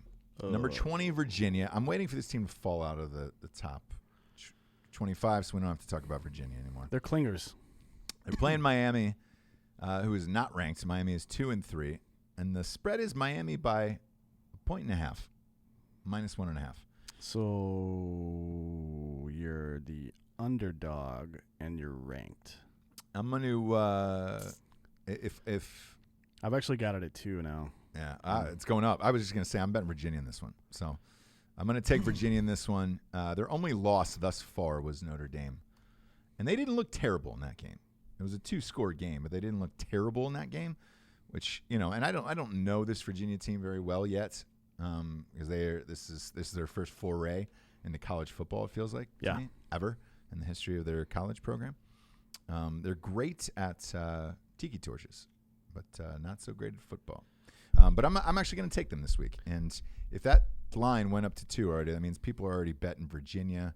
And I'm going to go train with them, dude. I'm going to meet Virginia. Yeah. Squeezed in a little train reference into the show. Nope. Yep. Keep it moving, guy. Already done it. Nothing to see here. What are you doing in this game? Yeah, I got Virginia in this. I think Miami's terrible. I do too, man. They were awful in person. They're 2-3. I don't know who their 2 victories were against, but they weren't against ranked teams. I can tell you that much. They were against Boston College and CMU. Yeah. Central Michigan Chippewas. Congratulations on that, Miami. Next up, we got this is the late night game on Friday night. Colorado at Oregon. Oregon by -20.5. You know my rules, and stick to those rules now. I don't bet on Oregon anymore. Sorry about it. Colorado beat Arizona State 2 weeks ago. I know. And they beat Nebraska, which, whatever. Nebraska sucks, but I kind of want to fucking bet against Oregon right here. So are you going to do it? Yeah, fuck them. All right. I'm taking Colorado here just because I don't care if I win or not. I just fucking hate Oregon so much. Yeah. That even seeing them on the board, it's like being a Yankees fan and seeing a Red Sox game. Like, I don't care what happens, but I want them to lose. You know what I mean? Fuck Oregon. That whole state could get fucked. I do too. I mean, this is one of those where it's like last minute. I might throw 50 on Colorado because I'm bored. I'm going to wait and see where the line goes. It's a lot of points. and again, I hate Oregon that much, so Yeah. maybe, but this isn't a game that I really pull my pants down to. Colorado hasn't been blown out this year. No, they have not. They've they've played lost tough. by 7 and they've lost by 5. Yeah, they play tough. So, again, this is going to be a last-minute thing. Check to Drinkin Bros Sports on Facebook, and I might throw 50 on this with you if you guys are at home and you're bored on Friday night. Next up, we got South Carolina against Georgia. Spread is Georgia minus 24. This is at Georgia. It's a lot of points. But that is too many points. I think Georgia probably covers this. I think they probably do, but I'm not going to bet this game. I might, man. South Carolina is awful. They're bad. They lost to Mizzou by fucking 20 points, for Christ's sake. Yeah. I might actually take this because I think this might be 28 in this game. Hold on a second. But Georgia, man. They only lost by 24 to Alabama. That's South Carolina. I don't know if I'd bet that one. Not that there's a transitive property in sports. There certainly is not, and don't get hung up on that bullshit. Right. If you don't know what transitive property means, then I can't help you. But just because one team beat a team by X doesn't mean they're going to beat another team. The matchups are all different. But Alabama and Georgia play defense very similarly, and South Carolina was still able to score 24 points on Alabama. I don't know. This is going to be a tough one. Let's see where this line goes, but right now I'm not betting this. I might take this, and I might take Georgia in this, especially in a 6-point teaser, which I love to do. If there's a 6-point teaser, I take it because it's definitely. I love those parlays, man, and those 6-point teaser parlays. Yeah. And I don't know. I think Georgia stomps the South Carolina team. I think this is probably a 21-point game. I don't think it's 25. I think it's a 28-point game. We'll see. Now we're getting into the big one. This disappoints me that this game is on at noon. What's the night game? The night game is Florida versus LSU. USC, Notre Dame, Penn State, Iowa. Florida LSU is a great night game, right? Florida LSU, Utah, Oregon State. What the fuck? Yeah, those are West Coast It's Florida games. LSU. That's going to be the 8 o'clock game. I'm fine with that, but I would love to see this game in prime time as well. At noon, this is rough. I just don't think they have the room for it because USC, Notre Dame, that should be a noon game. That's the one that should have traded places. Shit about USC. Anyways, this was 11. Do you have it at 11 still? I've got it at 10.5. So I bought it late last night at 11 points, and I went really, really fucking hard on this game. It's actually up to 11.5 now. Is it really? Yep. I am taking Texas. I put $500 on this game. This is a big boy number. That's probably my max in a college football game, to be honest with you. But only when I really, really, really believe in it. And I just do not see – Oklahoma hasn't really played anybody yet. Texas is tough. We've seen them in person. Yep. Neutral field here. And, that's too many points for a rivalry game. There's no over on this game either. Not yet. It's probably going to be 90. Yeah. But look, at 11.5, you say it's up to now? I throw an extra hundo on that. Then People are betting Oklahoma. And Oklahoma's look good, but Texas, they won loss. It was to LSU. Yeah. And it was one score. And Oklahoma is not better than LSU. No. There's no fucking way. No. That's just not the case. I'm taking Texas all day long in this with the points. There's some a bunch of Sooners fans in there. I'd be worried about this game. The one positive, though, is if you're Oklahoma and you lose this game, you're probably going to be playing Texas in the championship anyways. Yep. So you might be able to get back into the playoffs. That's exactly what happened last year. So we'll see. But I am taking Texas all day with all of these points, man. Are you going to take them with the points or take them to win the game? With the points. I think this is going to be close, and it could go either way. I mean, the money line's not going to make you enough money to what is the money line on this? I guarantee it's not great. Look, the money line on Texas is going to be pretty high. It's 320, so yeah, man. Let's see. I'm gonna look through and bet it right quick. That might be a money line bet if you believe in Texas. I believe in Texas. I think this is going to be a really, really close game. I think these teams are evenly matched. So I'm going hard. I've taken Texas plus the points. What are you doing in this one? Yeah, I mean, I might take Texas with the money line. I think they're going to win the game. We'll see, but yeah, definitely with the points. This is not going to be a 2-score. I don't think so either, man. There's no way. That's crazy. Michigan, number 16, looked awful last week. 10 points in the first quarter, didn't score the rest of the game. Still won 10-3. They were at Illinois, and Illinois is terrible. What is the spread on this game here? Because it is nuked now. It's 21.5. Yeah. You know, I've not been correct on I've been 50-50 on Michigan games this year. Will they probably beat Illinois by that much? Yeah. Do I want to bet it? No. I don't want to watch this game. Yeah, I don't want to see it on my screen. I don't want it to be anywhere near me. I'm glad this is a noon game so they can just get it the fuck over with. Yeah. To be honest with you, Michigan needs to just go away. And I think that will happen very, very soon here when they start playing Penn State and Ohio State and those guys. It's over. It's over for them. In the meantime, they're just kind of biding their time until the end of the year. Memphis popped in at number 23 this week against Tamples. Ooh, Temple. Temple, man. Look, they beat the shit out of Maryland. Mm-hmm. Absolutely shit kicked them. This is Memphis -6. I'd be lying to you if I said I was following Memphis football team all year long. I have not. I was unaware that they even had a football team. I don't even know where Memphis is. Until they popped in. It's where Elvis Presley died on that toilet. That is where Memphis is. That is where they reside. And, to me, if you don't know enough about two schools like this, like Memphis and Temple, you don't bet it. Yeah, I'm not going to bet it. It's too much of a risk. For the sake of the show, I will say Temple, just because I don't know what Memphis does there. I do know that Temple is pretty scrappy, and that's about it, but I don't bet this in real life. Yeah. Next up, we got Alabama against Texas A&M. This was supposed to be a good game that people were waiting for. Yeah, not so much. Not so much anymore. It's 17.5, -17.5 for Alabama, and this is at Texas A&M. Is there any chance that A&M pulls off the shocker here against and Alabama? wins the game? Yeah. No, they're not going to win. Come on, man. Texas A&M has played two good teams this year, Clemson and Auburn, and they got fucking smoked in both of those games. Well, the Clemson game was only by 10, I think. It was right? 14, but it was, that's closer than what it should have been, but Trevor Lawrence played like shit that game. What was the score of that Auburn game? 28-20, that was close. But again, Auburn wasn't who we thought they were. Sure. Obviously, they got exposed last week, so... Is this the first time that Alabama's actually playing somebody that's beyond Division II? That is a good question. Let's look. Because they played South Carolina. Yeah, they beat South Carolina by 24, and then they played Ole Miss and beat them 59-31 last week. Yeah, but that spread was like 35 points. Yeah. So I would love to see a game out of this. I'm not going to bet this game. I'm not either. It feels like a trap, but I would love to see a game out of this.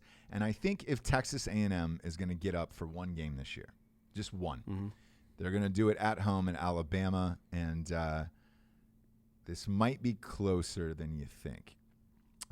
Maybe look at a first half wager and something like this for Texas A&M. Because, look, you've got to go all out for this. This is your Super Bowl. This is it for you. You win this game. It doesn't matter what you do the rest of the year. I hope this is close, but we'll see. Just because I want to see a good game. Yeah. I want to see Alabama in a good game this year. Florida State at Clemson is up next, -27 for Clemson. Nope. Whew. No way. They had a rollicking time against UNC.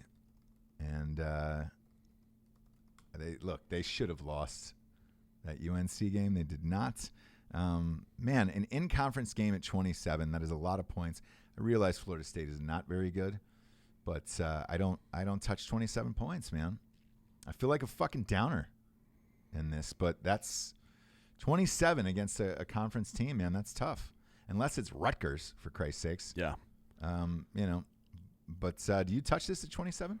Oh, man, I'm tempted to go with Florida State here, to be honest. Wow. Like, I know they suck, and I know it's in Clemson, but they've been terrible lately. Clemson, yes. Yeah.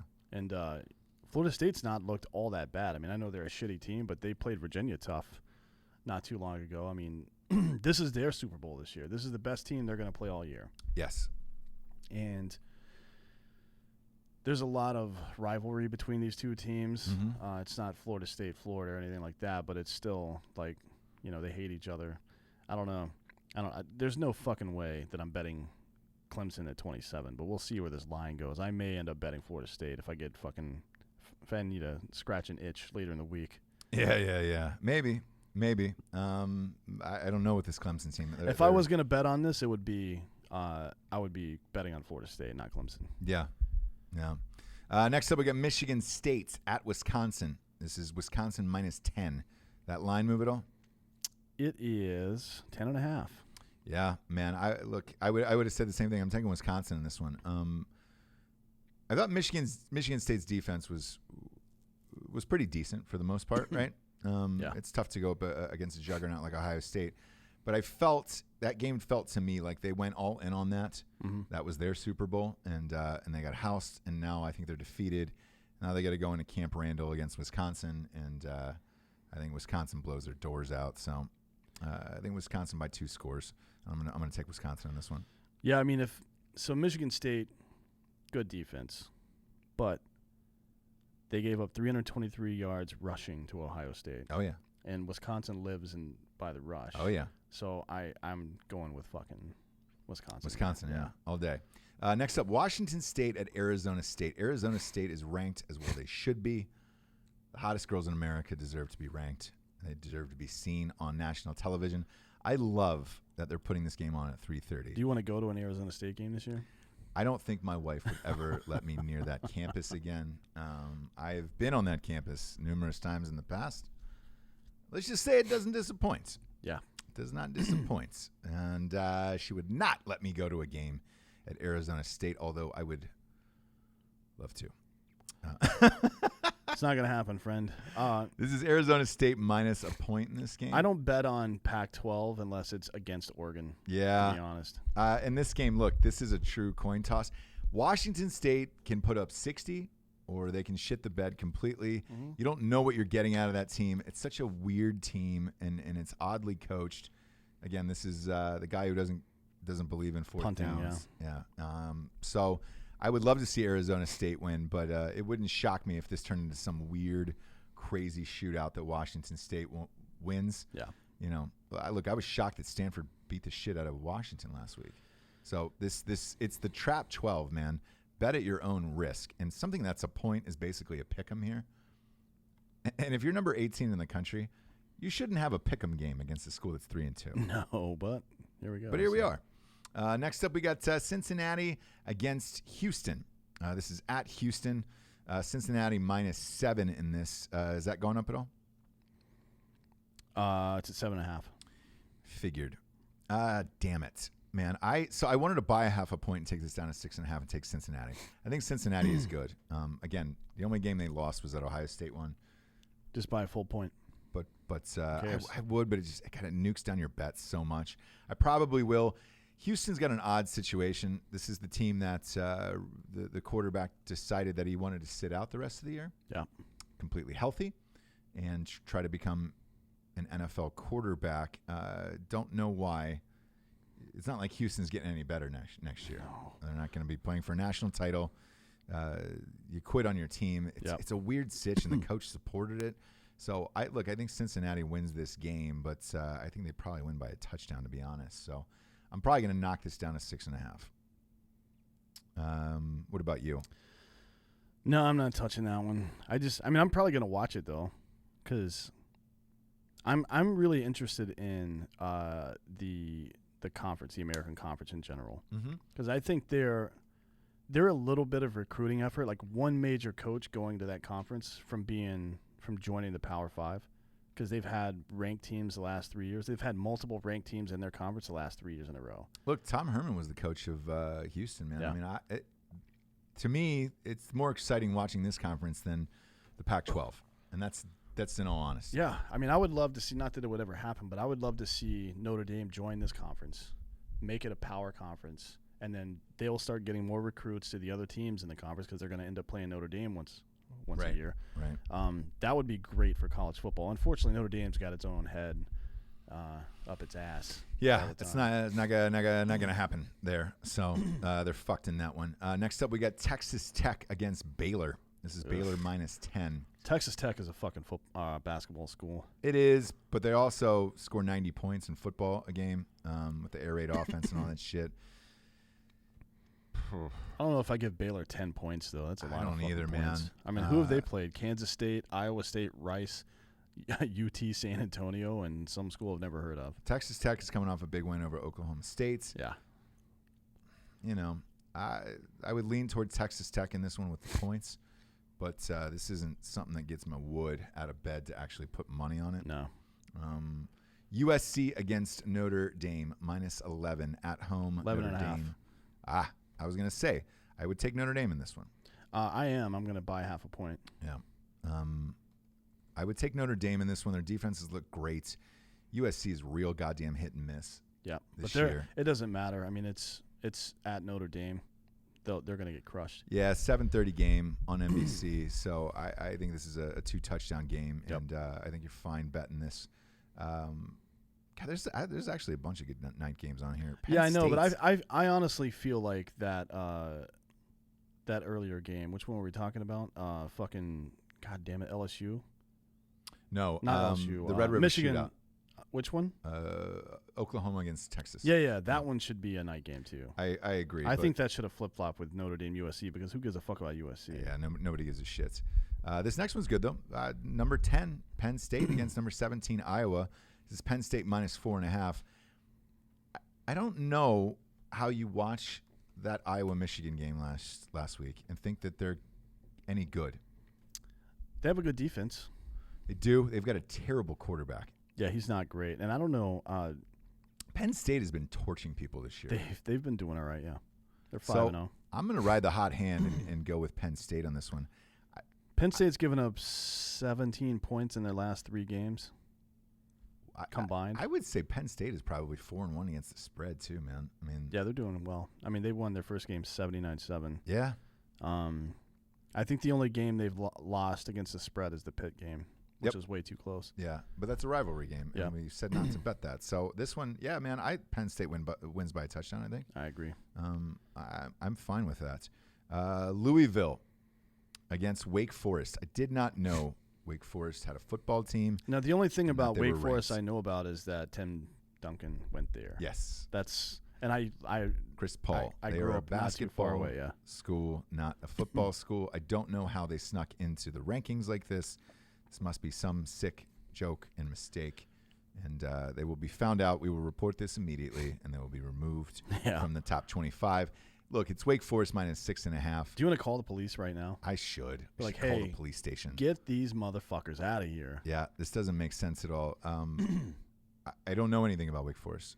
To me, when you have a team that comes out of nowhere like this and then just shows up in the top 25, give them a week.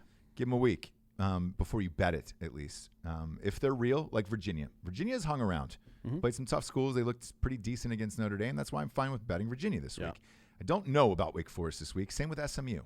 When SMU creeped into the top 25, it's real dicey, man. It is, yeah. So give it a week, see what this team is. Louisville has not been great since Lamar Jackson left. I don't know, man. Save your money on this one. Now the next one, this is going to get the people going.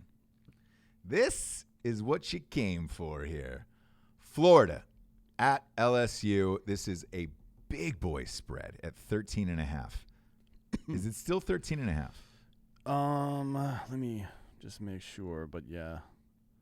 It's at 13 now. It's at 13 now? Yep. Great. I am taking the LSU Tigers to win by 2 touchdowns or more. Yeah, I mean, look, I don't – Florida can only play defense. That's it.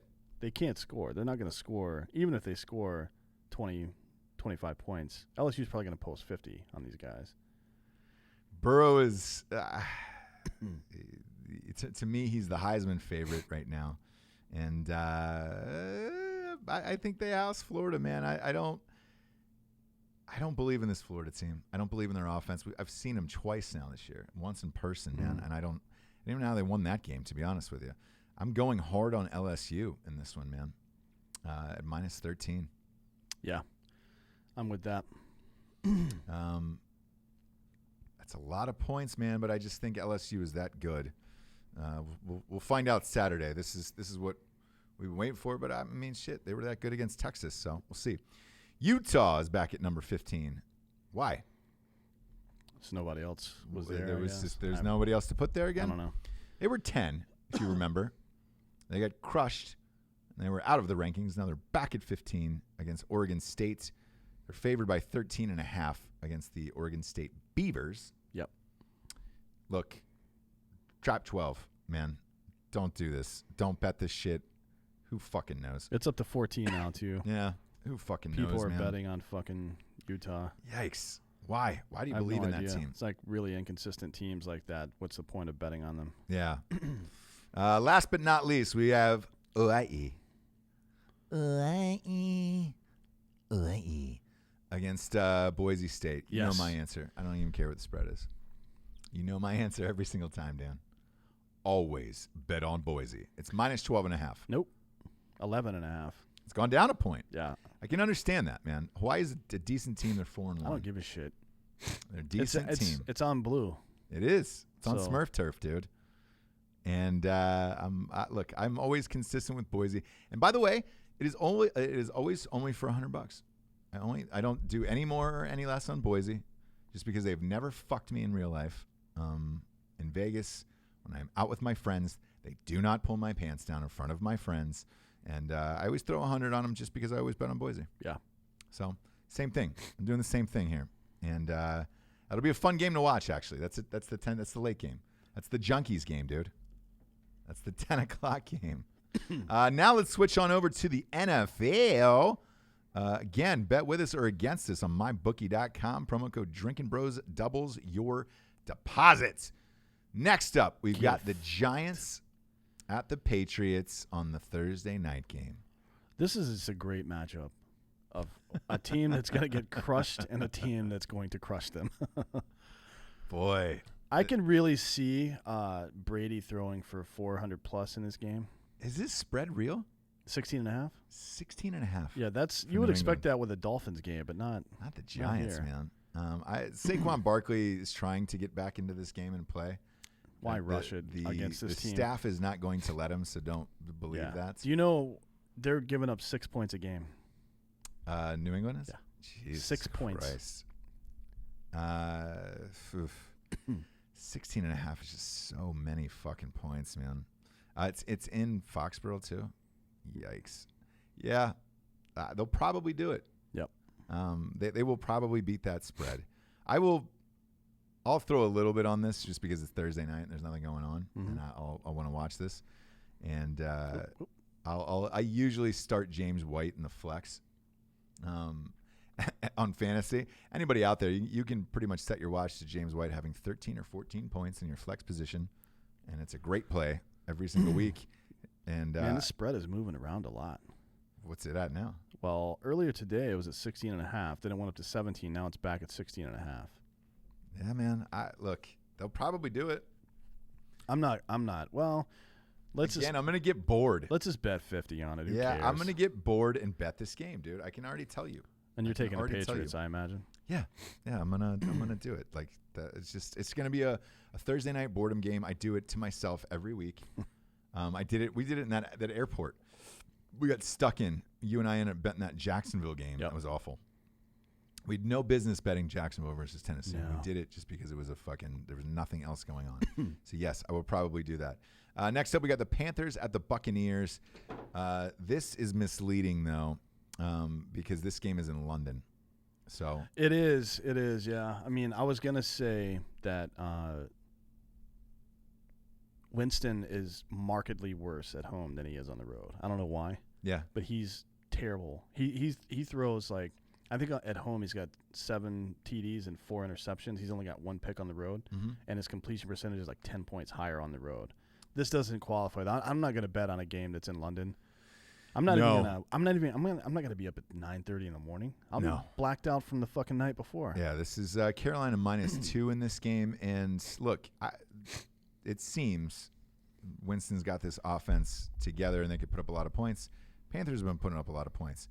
The over is 48.5 in this. I might take the over in this. Actually, maybe just to do Although it. there's so much jet lag involved, I don't know, man. It's a weird thing, man. And I don't know. I don't like. Does London even have crab legs? Because if they don't, what is Jameis going to steal? I don't know. What's he going to steal? Fish and to eat chips there? and Indian food. That's what is in London now. I guess I stay away from this London game shit, man. Who knows? Yeah. Who knows with this? But it's I feel like if you're going to schedule that London game, Tottenham. it should be after a week with like one of the teams should have been the Thursday night game, and the other team should have had a bye week, so they can both go there for a full week before they have to play this game. That's what I think. Yeah, well, they're going to get a full week off after this game. That's usually how it works. That's fucking dumb. I mean, you I should wish get both. The NFL should just stop doing this shit over in London. No one gives a fuck. No. So I don't. They do, I guess. The games always look packed, even though they they're can always get fucked. shitty. Yeah, they'll go to anything over there. I guess, man. But who cares? Just to feel alive inside. Next up, we got the Seahawks at the Browns. Ooh, boy. What is this spread? My bookie's got it at 1.5 Seahawks. You're kidding. Nope. I take this all night. Oh, God damn it. That Giants-Patriots now line I'm doing went back up to 17. Did it really? Yeah. Everybody's look. So many people are betting on this game already. This is going to be the death of me here, man. Now I'm forced to bet on the Seahawks. Yeah, I'm taking the Seahawks all day in this. Their defense against that fucking disheveled offense. Come on. They never fucking cover, man. And now I'm gonna have to deal with this. Well, shit. it's 1.5. Just buy a point. Throw a hundo on it. Buy a point. Yeah, that way you're covered. Money line it, I guess. They should beat a 1.5 anyways. Like the Browns have looked awful. Don't let yourself get half point Hollowayed. I know. I don't Just even know. Buy a half at least so you can fucking push on that one. If the Browns lose this and they go to 2-4, I mean that could be the death. This of is them. their stretch. This is their fucking stretch where they're about to. It's start hard. getting The whipped. last 5 or 6 games of their season are the easiest games on the planet. If they can get a couple of these, but I just don't see it after last night. This stretch of games, Rams, Ravens, 49ers, Seahawks, Patriots, we said they would probably win one of those games. Yeah. And they won against the Ravens. Yeah. They're not going to beat the Seahawks, and they're damn sure not going to beat the Patriots. They're going to end up going 1-5 in that 6-game stretch, and their season's going to be over. Yes. Yeah. So it's all coming true, folks. Some fucking Browns fan last night was just like, they're still going to make the playoffs. Like, in what world is that? It's because it's not in the physical. No, they're going to be 2-5 after this next 2 weeks. So good luck, man. Actually, it's the next 3 weeks, so they got to bye after the Seahawks. But yeah, I'm taking the Seahawks all day in this. Sorry, Cleveland. Baker Mayfield, man. I don't know what's going on. I wonder if he even gets a start this week or what the fuck. He'll get the start. They're not going to do that. But what do you do in the offseason? If he finishes shitty, right? Yeah. What do you do in the offseason with this guy? He's your number 1 pick, and there's so much money in him. I don't know. I would imagine they give him 1 more year, but we'll see. What if they hired Jeff Galooly as their trainer? Should. Does anybody remember that guy? Oh, yeah. Fucking had From Nancy Tanya Harding. Kerrigan's Yeah. knee cracked. Yeah. If you're a teetering on the edge NFL quarterback and your team hires Jeff Galooly, I would say watch out. Yeah. I watched his sex tape with Tanya Harding. Was it good? I like amateur shit like that. Where it's just like real dirty. Come on. I like amateur porn, but I need good camera angles. I don't want to see the one that's all balls and male ass. Yeah, this was not professional porn. This was a porn that was clearly set up with a VCR tape. That's fine too, but it's got the angles have to be sticks. They were not good. God damn it! They were not good. You can look to it online though. Yeah, I'm gonna watch it right after this. This next game, man, is the most interesting game of the week for me. Texans at the Chiefs. The Chiefs are limping in to this game here. Texans just shot 53. On paper, these two offenses should have 900 points. I think the over is 54.5 in this one. Yeah, it's big. Right now, this is Chiefs -5 in this one. At home, if Tyreek Hill plays and these guys are healthy, Damian Williams, and we'll check out Mahomes' status. I'm going to bet this one later in the week, but I would say the Chiefs win this game. I think they win. I don't know if they cover 5 They points. cover 5, yeah. I just don't know, man. Fun game to watch, though. I'm really amped about this. I will bet this for sure, and I'm going to take the Chiefs. What time I is want this to game? check. The only thing I'm going to check and see is if Tyreek Hill is playing. If he is not playing, I probably lay off this So game. we're going to be in New Jersey for this. At this point, yes, because we're going to the Jets-Cowboys. So we need to find a bar somewhere nearby to watch this game. It's not going to be a problem in New Jersey. I can tell you that much. New Jersey. Yeah. So I'm going to wait until probably about an hour before kickoff and see how Tyreek Hill is doing, if he's going to play or not, and check on the rest of these guys' injuries for the Chiefs. But if so, and this stays at 5 and Tyreek Hill is playing, I'm taking the Chiefs. It's at 4.5. Ooh, people are betting Houston, and the over went up to 55. Yeah, it did. That means somebody heard that Tyreek Hill is going to be playing. Yeah, it's my guess. I like it. At 4.5, I might just bet it just to do it right now. I'm Chiefs on this one. Redskins at the Dolphins. This is the battle of the defeateds.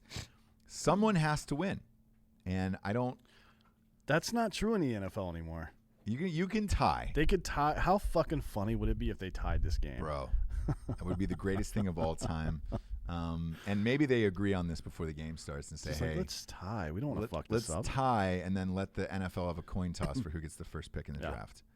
I don't know. Look, if you're the Redskins, you get nothing to play for. They're obviously not playing Haskins. They said that. But their defense is going up against the Dolphins. This is Washington minus 3.5. I don't even know who I don't know. Who is their quarterback for Washington? Is Case Keenum healthy? No. Then no. Colt McCoy? I think it's Colt McCoy. They re-signed him, right? Yeah, so it's Colt McCoy, and then Alex Smith is going to wheelchair himself out there, I guess. I don't know. I don't know, man. Look, they got a new coach in Washington. I would say the Redskins, right? Yeah. Just because the Dolphins are that terrible. But if you're trying to tank and get the first pick in the draft, I don't know, man. I don't think I've ever seen two teams physically try to not play. This might be an interesting game to watch just to see if you could pick up on people intentionally tanking the game. Yeah, if they're just going to take a knee. Yeah. I don't think I've ever come across something like a game like this where definitely not going to bet that. Both teams are 0-0 and they don't want to win, and they're just out there with bodies, technically playing a game of football. But I have no idea, man. I wouldn't bet this game, but I actually would watch this game. Yeah, just because it would be fun. It would be funny to watch. Next up, we got Eagles at the Vikings. This is a tough game, man. I don't know. This is Minnesota minus 3. I don't know about this. I mean, I think they're getting minus 3 just because they're at home. I do too. And I don't see any reason to think that that the Vikings are going to win this game, to be honest. Deshaun Jackson might play, right? Yeah, if he plays, I think the Eagles might actually have the advantage. I don't know what they're going to do with the Stephon Diggs sitch. I mean, look, the Giants win last week. The Giants will cure all of your ails for a disappointed team. But Eagles will look pretty goddamn good as of late, and they're going to Jordan Howard a lot, which I like. I would tend to lean towards the Eagles in this one. Yeah, I'm not really man. The Eagles, that win against the Packers, that was a good win.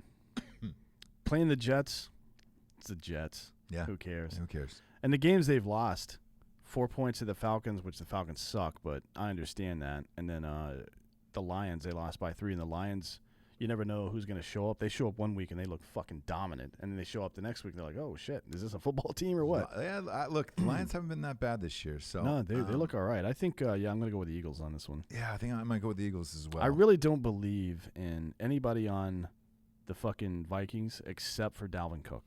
Dalvin Cook is great. Stephon Diggs is great. Adam Thielen is fucking great. However, Kirk Cousins is inconsistent. So, if you can stack the box and figure out Dalvin Cook, the question becomes, can Kirk Cousins get you the ball? And he did last week. Will he this week? We'll see. I would lean towards the Eagles in this one, though. Well, next up, we got Saints. By the way, the Eagles have the best rushing defense in the NFL right now. Yeah. So, again, Eagles. Saints at the Jaguars. This is a weird spread to me. This is a pick'em. Yeah. It's a pick'em game, man. And the Saints are 4-1. The Jags are 2-3. I have been 0-2 betting against the Saints since I think that's Bridgewater came on. That's what it is. It's fucking. I've been 0-3 actually. It's what would you call it? Bridgewater-philia. people are afraid of him. Like, he's going to fuck up at some point and just get housed by. So he's going to throw 4 picks in a game like he has before. Yeah.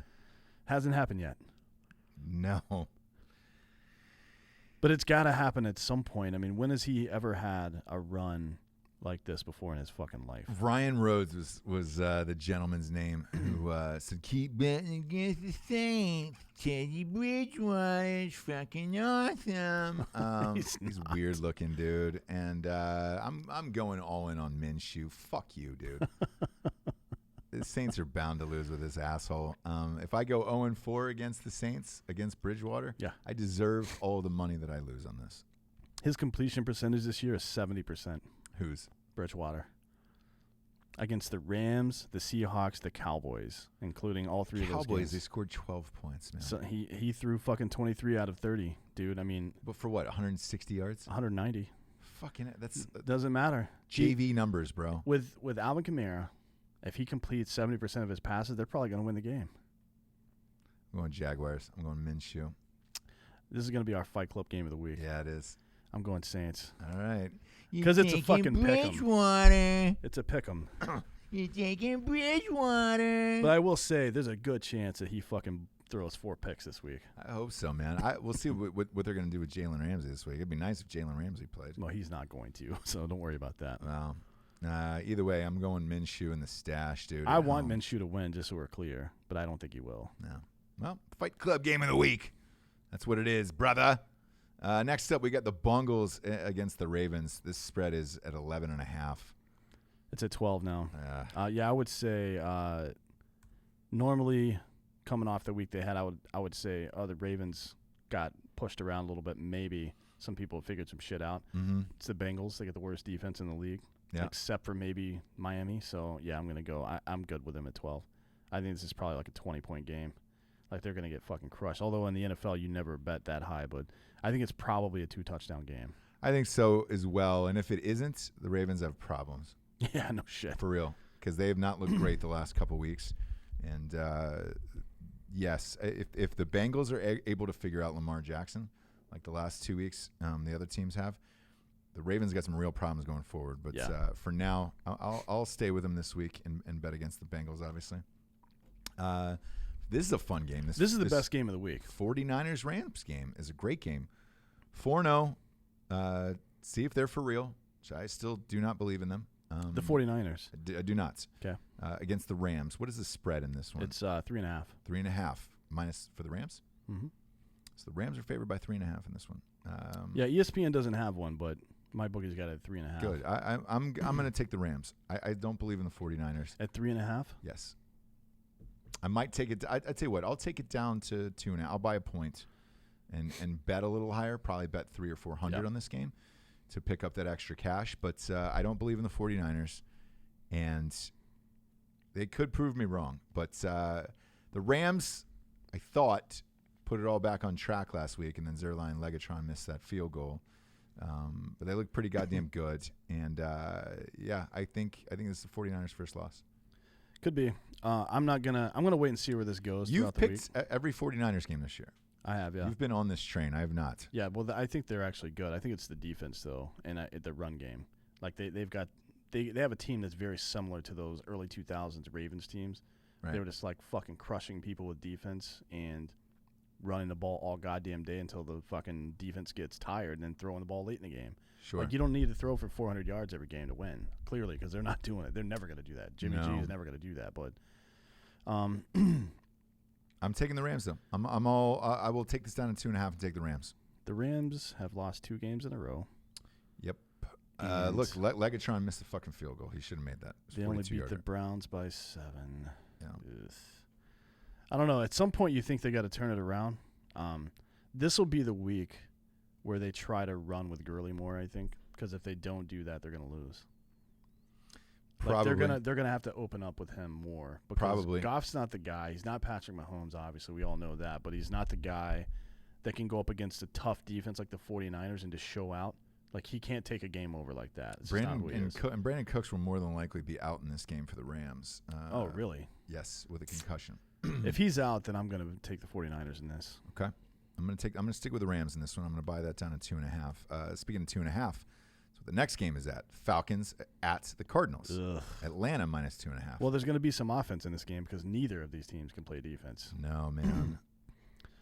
And if you have Matt Ryan or Kyler Murray, start them in your fantasy team because they're both going to put up fucking 30, 40 points. Sure. The over is 51.5.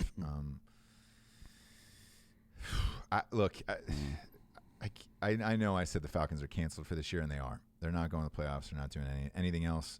I would have a very, very hard time believing they go 1-5. That would be crazy. With all of that talent, 1-5. Yep, that would be crazy.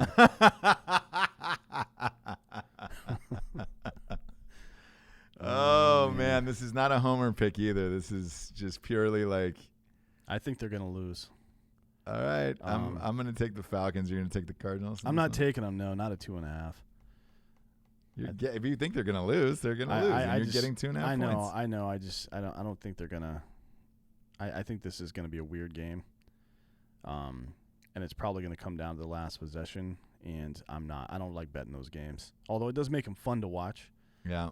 So maybe I'll get fucking antsy in my pantsy and bet. We're going to be at another game. We will be this time. I'm probably not going to bet this one. I think Quinn is on the hot seat. I think if he loses, he might get fired this week. So I'm saying they're going to win. Well, you should hope for a loss then because they need to get him out of there. I think he's gone regardless at the end of the year. So firing a coach midseason does nothing for me.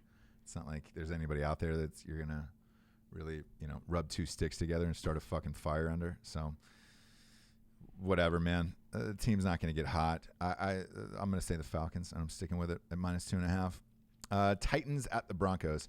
This Titans team, man, I don't know who they are every week. There's weeks that they look to the 2 wins they have. They're 2-3. Those 2 wins have looked good. The 3 losses have looked really bad. Yeah, and it's 2.5 minus for Denver. It's at Denver. Denver, look, man, they just won this. This over-under, by the way, is 39.5. Yeesh. That is let's see what the score from that should be. 21-19. Yeah, I'll take Denver in this one. I say they win by a field goal. Man, they have some talent on this team. They do. This is just a fucking gross game. Cortland Sutton, they've got Emmanuel Sanders, they've got Phillip Lindsay, they've got Royce Freeman. They do. They definitely have some pretty decent people there. They also the point that I lean on is that they have one of the worst rushing defenses. They have a good defense, but their run defense is one of the worst in the league. Well, Derrick Henry's great, so we'll see. Maybe he runs through them. Gut call on this one. I'm going with the Broncos. Good luck. We'll skip that one. Appreciate that. Now the game that we will actually be at. Cowboys at the Jets.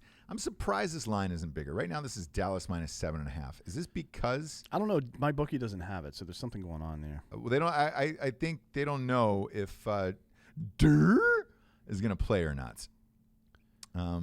If he does, that's certainly going to change it. It's not. I think it will, man. Come on. I think he played the first week with Le'Veon Bell, and the two of them looked all right. And they should have won the game, and it was against the Bills for sure. Yeah, and the Bills came back and won. If you're out like that and then you come back and you guys haven't played together all year, you don't come back with your fucking big game against a team like the Cowboys who just lost and have something to prove. Here we go. Breaking news. Durr is back, dude. He's cleared to return for the Jets. Now this spread makes sense to me. Said his spleen is hot and ready for action, dude. He's probably going to bleed to death in this game. Great if he did, and we were there for it. Yeah, that'd be great. I'll go down there and fucking provide first aid. Yeah, I'd like to see that. By that, I mean I'd like to see your mouth. I'll on his remove. mouth. No, that's not CPR, bitch. Oh, I'm going to go into his guts and remove his spleen. Sure. It's just below the sternum. Knife hand? No, an actual knife. Okay. We're going to get that done. Sneak in with that? No, I'll just rip somebody's face mask off and use that. 7.5 for the Cowboys. Boy, if you're the Cowboys and you don't win this game by 7.5, you get some fucking problems. That's a super low scoring game, but neither one of these teams. I don't know. I actually think if Dirk comes back, he is back and is in good form, the over would probably be a good bet here. At 43.5, yeah. Yeah. I would say so. Because that's a fucking 25-19 game. Yeah, I think that would be all right to take that over. And Herndon might be back, the tight end for the Jets. He was under that 4-game suspension. We'll see. Yep. We'll Speaking of that, I'm going to go Cowboys on this one. Isn't Golden Tate coming back too? Yes. He was back last week. Yeah, but he's did he catch any balls? Yeah. He played. He caught 4 passes for 15 yards. It was a weird game. Well, they have a third-string fucking quarterback out there. Danny Dimes. That was a little premature on that. I'm going Cowboys on this one. If they don't beat them by 7.5, the Cowboys have way bigger problems then, and then that'll tell me a lot for the rest of the year. Yeah, betting on these fuckers. So, yeah, I'm gonna say Cowboys minus 7.5, and we'll be at this game. I'm going to put money on this game, and I'll probably buy a little Cowboys hat. Well, when you say like a little cowboy hat or a little Cowboys hat? A little Cowboys hat. No, cowboy or hat. Cowboys? Cowboys. So something with a D on it or a Cowboys logo, not a tiny cowboy hat. Yeah, not a little tiny cowboy hat. I don't want DeMarcus Lawrence to see me in the stands and then be like, hey, dude, why are you wearing Jets gear? Because we always try to wear the home team for wherever we go. Yeah. However, this one is a little different. I'm gonna wear a little tiny Cowboys hat. A little tiny Cowboys hat. How tiny are we talking? Normal. Because you have a giant head. I do. Like your head has other smaller heads orbiting around it. Yeah, that's the key, by the way, to good actors. You gotta have a giant head. Is it? If you ever get a chance to see, if you run into Leonardo DiCaprio in real life, your first thought will be, oh my God, that is the biggest goddamn head I've ever seen in a human. Jeremy Piven's got a big head too. Something about that. It offsets the rest of your shit. I don't know why. I look like shit in pictures. That is a fact. I have never been able to take pictures well. Look great in movies. It's something about my goddamn head. Who are you taking in this one? This Cowboys minus 7.5. I don't know yet. Depends on where that spread goes after this information. Because this literally just came out like 10 minutes ago. So it'll be another day before the fucking the spreads start to settle. This might go down. Because a lot of betting is going to happen now. Oh, yeah. This might go down. At 7.5, a lot of people are going to start betting the Jets. So if it goes down to 7, I'll buy a point to 6 and probably bet it there. Yeah. Next up, we got Steelers at the Chargers. Whew. This is Chargers minus 7 in this one. I'm going to tell you, is this still minus 7 now? Or did this go up?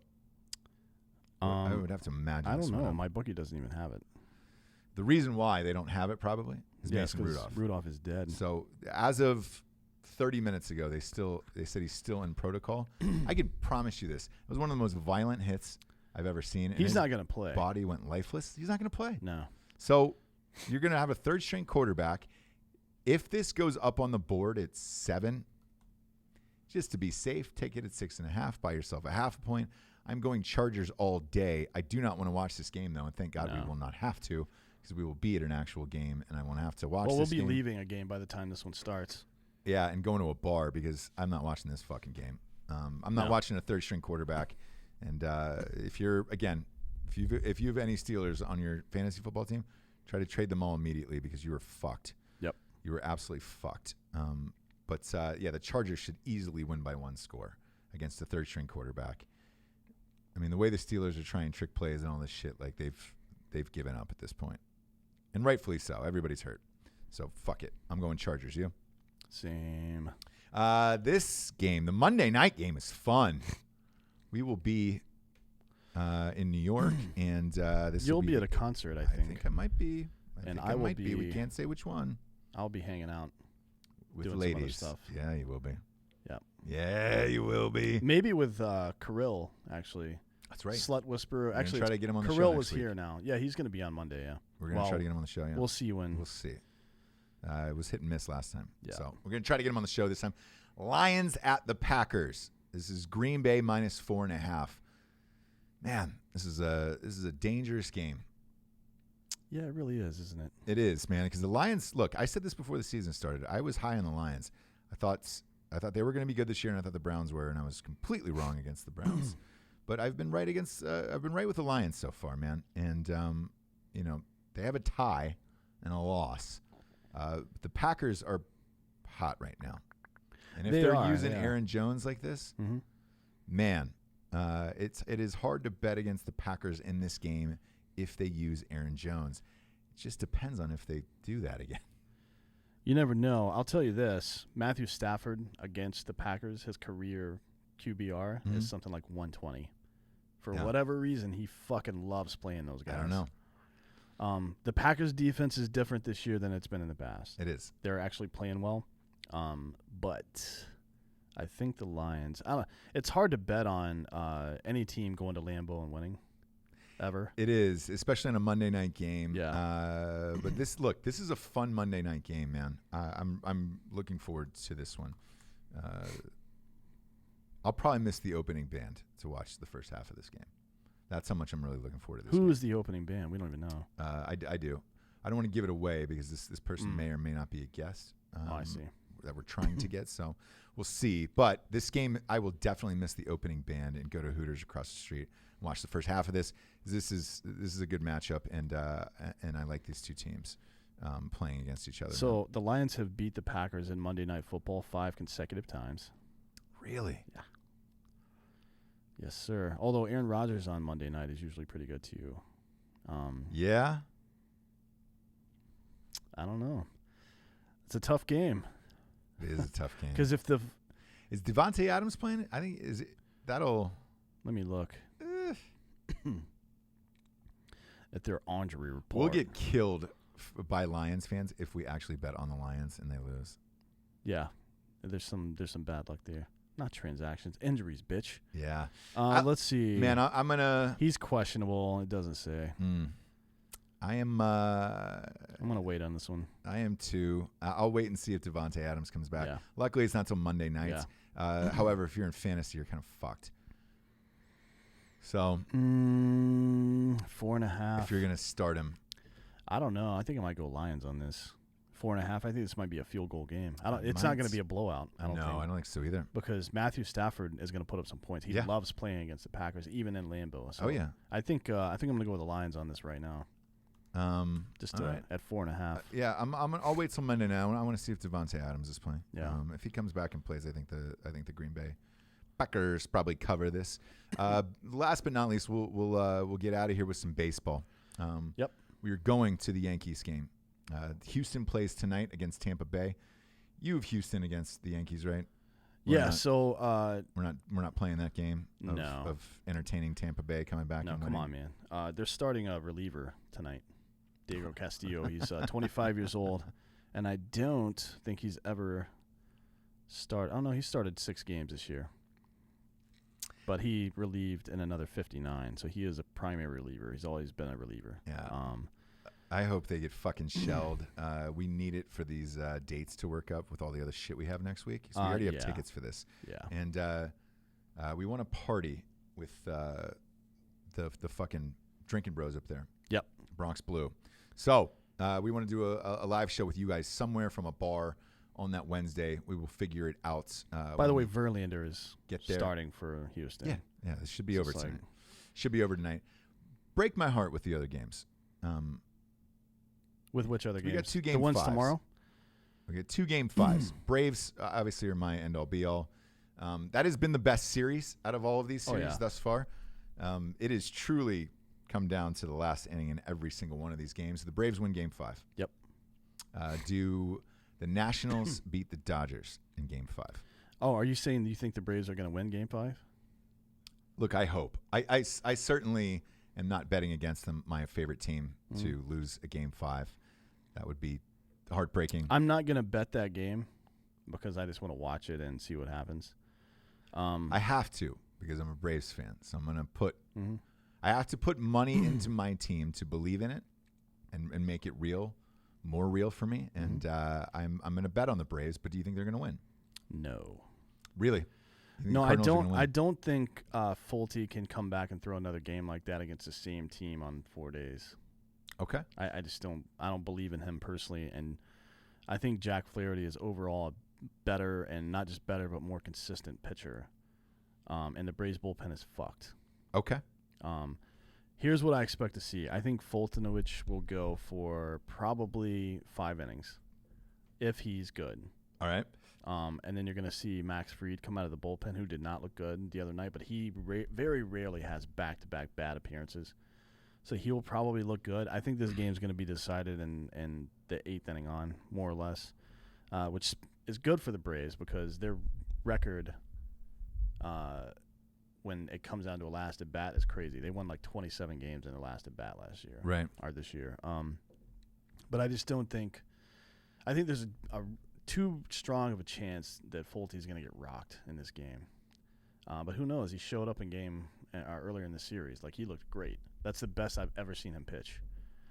So maybe this is how he is. Maybe in these high pressure games, he just fucking shows up and that's what he does. I mean, look, in the playoffs last year, he did not look good.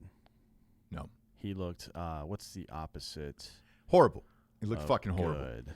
Well, look, D'Anthony, me personally, I'm putting money on the Braves. Yeah. I hope they win. Obviously, it's my team, but same. See it. And I hope they win. I think it's probably going to be an exciting game, much the same way that the last 4 were. So we'll see on that. What about Game 5 for the Nationals-Dodgers? I picked the Nationals to win this series, and I'm sticking with that. Okay. I think Strasburg is better than Walker Buehler. All right. And that's the matchup. I think Strasburg probably goes 7, maybe 8 innings tonight. And you got Nationals-Cardinals. They're not playing tonight, actually. No. It's tomorrow. Tomorrow, yeah. No, I've got Houston winning tonight, and I don't know. I mean, I think the Braves-Cardinals game is a toss-up to me. Like you said, it's the best series. So I'm not really going to make a pick there. Uh-huh. I just think based on all the evidence, if it comes down to the final at-bat, like it probably will, because of the Braves' bullpen situation right now, I think the Cardinals probably had the advantage. Okay. But that doesn't mean shit. Having the advantage doesn't mean anything because I started off the playoffs 7-0. Then I lost 4 straight, then I won 2 straight, right? It can be difficult in playoff baseball to bet. Although I'm 9-13, so I'm doing pretty good so far. Yeah, I don't bet baseball, and unless it's my team, obviously. I'll bet the series. I'll bet a full series, but I won't bet individual games typically unless we're really fucking bored. And we, tried that out with the other thing, and man, the A's, which by the way, Commissioner of Major League Baseball said they might go to Vegas today. So who, Oakland? Yeah, that'd be great. It'd be great. Oakland is a cool city and all, but like they share a TV market with fucking San Francisco, man. They're never going to compete there. They said if you don't quit fucking around with that, suing the city for the stadium thing, they're done. So we'll see. I was surprised to hear the commissioner say that. So you've got St. Louis. No. I'm not making a Washington. pick in that. I think the Braves have just as good a chance to win that series as the Cardinals. They're playing at home. That's an advantage. Yeah. Fulte looked good last time. That's an advantage.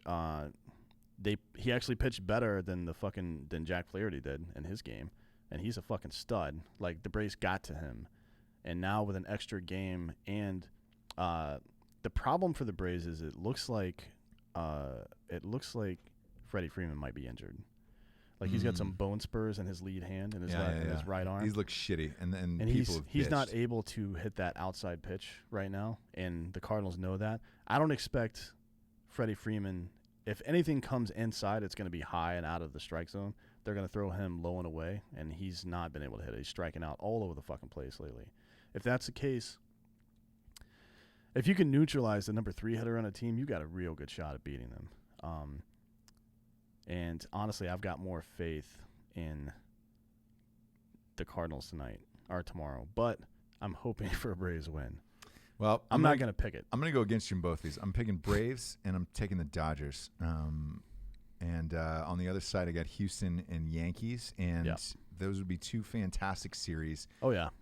Weird thing about the Braves game, and I want to give everybody a heads up about this tomorrow, even though it is a Game 5, and one would think that this should be a 7 o'clock, 7:30 game, and then the Dodgers be on at 10:30. Yep. Is not the case. No, it's at 5 o'clock. 5 o'clock, and then 8:30. So if you're at work, you probably get expressvpn.com/Drinkin Bros so you can break through the firewall, because this is going to be an early start, and I don't know how I feel about that, to be reals.